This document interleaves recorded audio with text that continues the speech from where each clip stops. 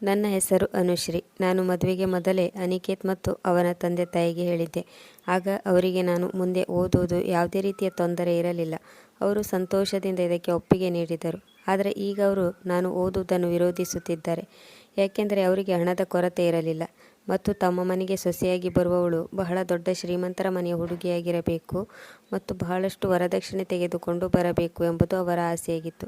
ಆದರೆ ಅನಿಕೇತ್ ನನ್ನನ್ನು ಮದುವೆ ಆಗಿದ್ದರಿಂದ ಅವರ ಆಸೆಯ ಮೇಲೆ ತಣ್ಣೀರೆರಚಿದಂತಾಗಿತ್ತು. ಇದಕ್ಕಾಗಿ ನಾನು ಬಂದ ದಿನದಿಂದ ನನ್ನ ಜೊತೆ ಪದೇ ಪದೇ ಅಣುಕಿನ ಮಾತನಾಡುತ್ತಿದ್ದರು. ನಾನು ಮಾಡಿದ ಪ್ರತಿಯೊಂದು ಕೆಲಸದಲ್ಲೂ ಏನಾದರೊಂದು ಹುಳುಕನ್ನು ಹುಡುಕುತ್ತಿದ್ದರು ಮತ್ತು ಚಿಕ್ಕ ಚಿಕ್ಕ ವಿಷಯಕ್ಕೂ ಸಹ ನನಗೆ ಇನ್ಸಲ್ಟ್ ಮಾಡುತ್ತಿದ್ದರು. ಅನಿಕೇತ್ನಿಗೆ ಒಬ್ಬಳು ತಂಗಿ ಇದ್ದಾಳೆ. ಅವಳ ಹೆಸರು ದಿವ್ಯಾ. ಅವಳು ಮತ್ತು ಅತ್ತೆ ಮಾವ ಸೇರಿ ಅನಿಕೇತ್ ಇಲ್ಲದ ಸಮಯ ನೋಡಿ ನನಗೆ ಕಿರುಕುಳ ನೀಡುತ್ತಿದ್ದರು. ಅನಿಕೇತ್ನ ತಂಗಿ ದಿವ್ಯಾ ಈ ತರಹದ ಬಡವರ ಹುಡುಗಿಯರು ಶ್ರೀಮಂತರ ಹುಡುಗರನ್ನು ತಮ್ಮ ಪ್ರೀತಿಯ ಬಲೆಯಲ್ಲಿ ಸಿಲುಕಿಸಿಕೊಂಡು ಎಂಜಾಯ್ ಮಾಡುತ್ತಾರೆ ಎನ್ನುತ್ತಿದ್ದಳು. ಇದೆಲ್ಲವನ್ನು ಸಹಿಸಿಕೊಳ್ಳುವುದು ನನಗೆ ತುಂಬ ಕಷ್ಟವಾಗುತ್ತಿತ್ತು. ಮದುವೆ ನಂತರ ಅನಿಕೇತ್ನನ್ನು PSC ತಯಾರಿಗೆ ಬೇರೆ ಸಿಟಿಗೆ ಓದಲು ಕಳುಹಿಸಿದ್ದರು ಮತ್ತು ನನ್ನ ಜೊತೆ ಮನಸ್ಸಿಗೆ ಬಂದ ಹಾಗೆ ವ್ಯವಹಾರ ಮಾಡುತ್ತಿದ್ದರು. 3 ವರ್ಷದವರೆಗೆ ನಾನು ಅವರು ನೀಡುತ್ತಿದ್ದ ಶಿಕ್ಷೆಯನ್ನು ಅನುಭವಿಸುತ್ತಿದ್ದೆ.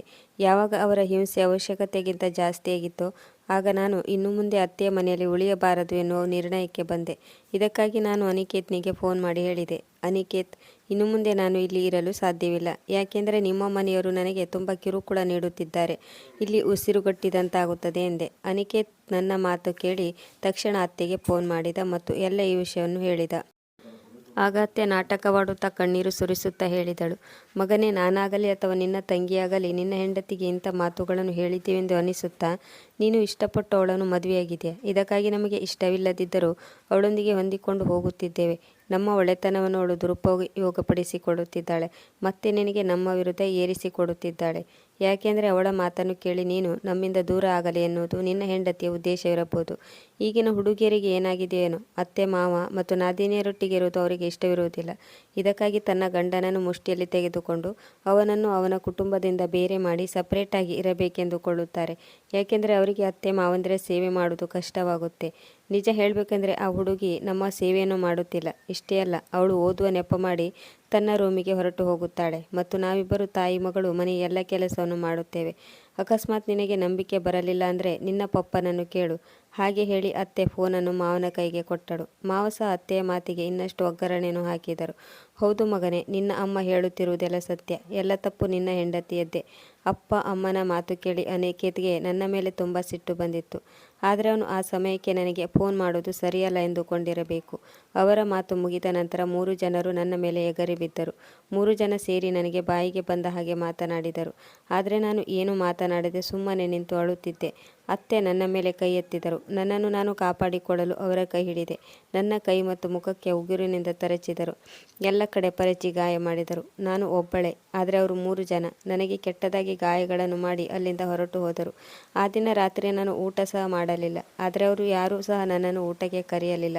ಅವರೆಲ್ಲರೂ ಊಟ ಮಾಡಿ ಆರಾಮಾಗಿ ಮಲಗಿಕೊಂಡರು. ಮಾರನೇ ದಿನ ಕೈ ಮತ್ತು ಕಾಲುಗಳ ಮೇಲಿನ ಗಾಯದಿಂದಾಗಿ ಬೆಳಿಗ್ಗೆ ನನಗೆ ಎದ್ದೇಳಲು ಸಹ ಆಗಲಿಲ್ಲ. ನಂತರ ಬೆಳಿಗ್ಗೆ ದಿವ್ಯಾ ವಿಡಿಯೋ ಕಾಲ್ ಮಾಡಿ ನಾನು ಮಲಗಿರುವುದನ್ನು ಅನಿಕೇತ್ಗೆ ತೋರಿಸಿದಳು ಮತ್ತು ಅವನನ್ನು ರೊಚ್ಚಿಗೆಬ್ಬಿಸಿದಳು. ನೋಡು, ಅವಳು ಹೇಗೆ ಆರಾಮಾಗಿ ಮಲಗಿದ್ದಾಳೆ. ನಾವಿಬ್ಬರೇ ಮನೆಯ ಎಲ್ಲ ಕೆಲಸವನ್ನು ಮಾಡಬೇಕು ಎಂದಳು. ಅನಿಕೇತ್ ಅವರು ಹೇಳುವುದೆಲ್ಲ ಸತ್ಯ ಎಂದು ನಂಬಿದನು ಮತ್ತು ನಾನೇ ಸುಳ್ಳು ಹೇಳುತ್ತಿದ್ದೇನೆಂದು ಅಂದುಕೊಂಡನು. ಅವನಿಗೆ ಓದಿನ ಕಡೆ ಗಮನ ಹರಿಸಲು ಸಾಧ್ಯವಾಗುತ್ತಿರಲಿಲ್ಲ.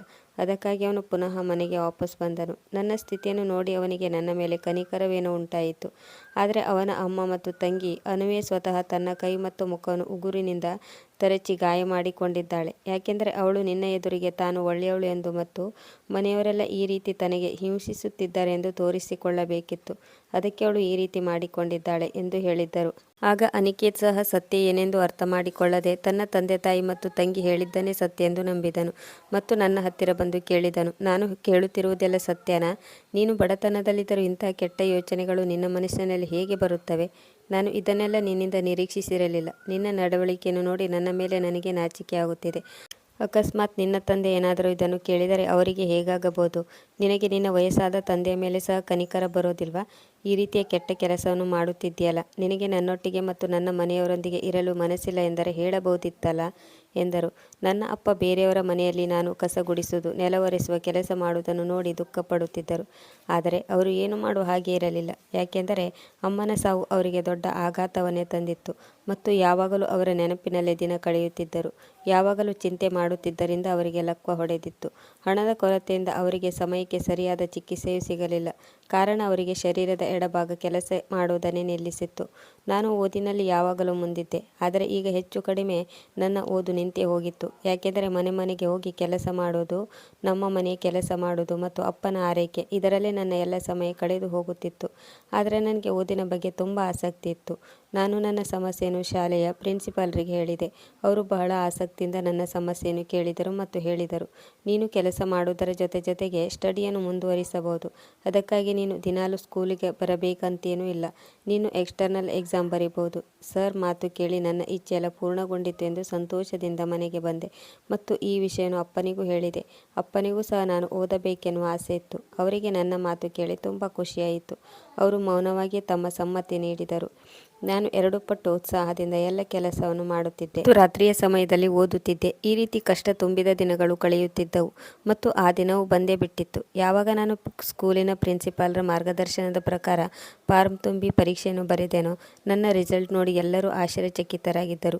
ನಾನು ಜಿಲ್ಲೆಗೆ ನಂಬರ್ 1 ರ್ಯಾಂಕ್ ಪಡೆದುಕೊಂಡಿದ್ದೆ. ನನ್ನ ರಿಸಲ್ಟ್ ನೋಡಿ ಎಲ್ಲರಿಗಿಂತ ತುಂಬ ಸಂತೋಷಪಟ್ಟವರೆಂದರೆ ಸ್ಕೂಲಿನ ಪ್ರಿನ್ಸಿಪಾಲ್ ಸರ್. ಅವರು ನನಗೆ ಅಭಿನಂದನೆಯನ್ನು ಹೇಳಿದರು.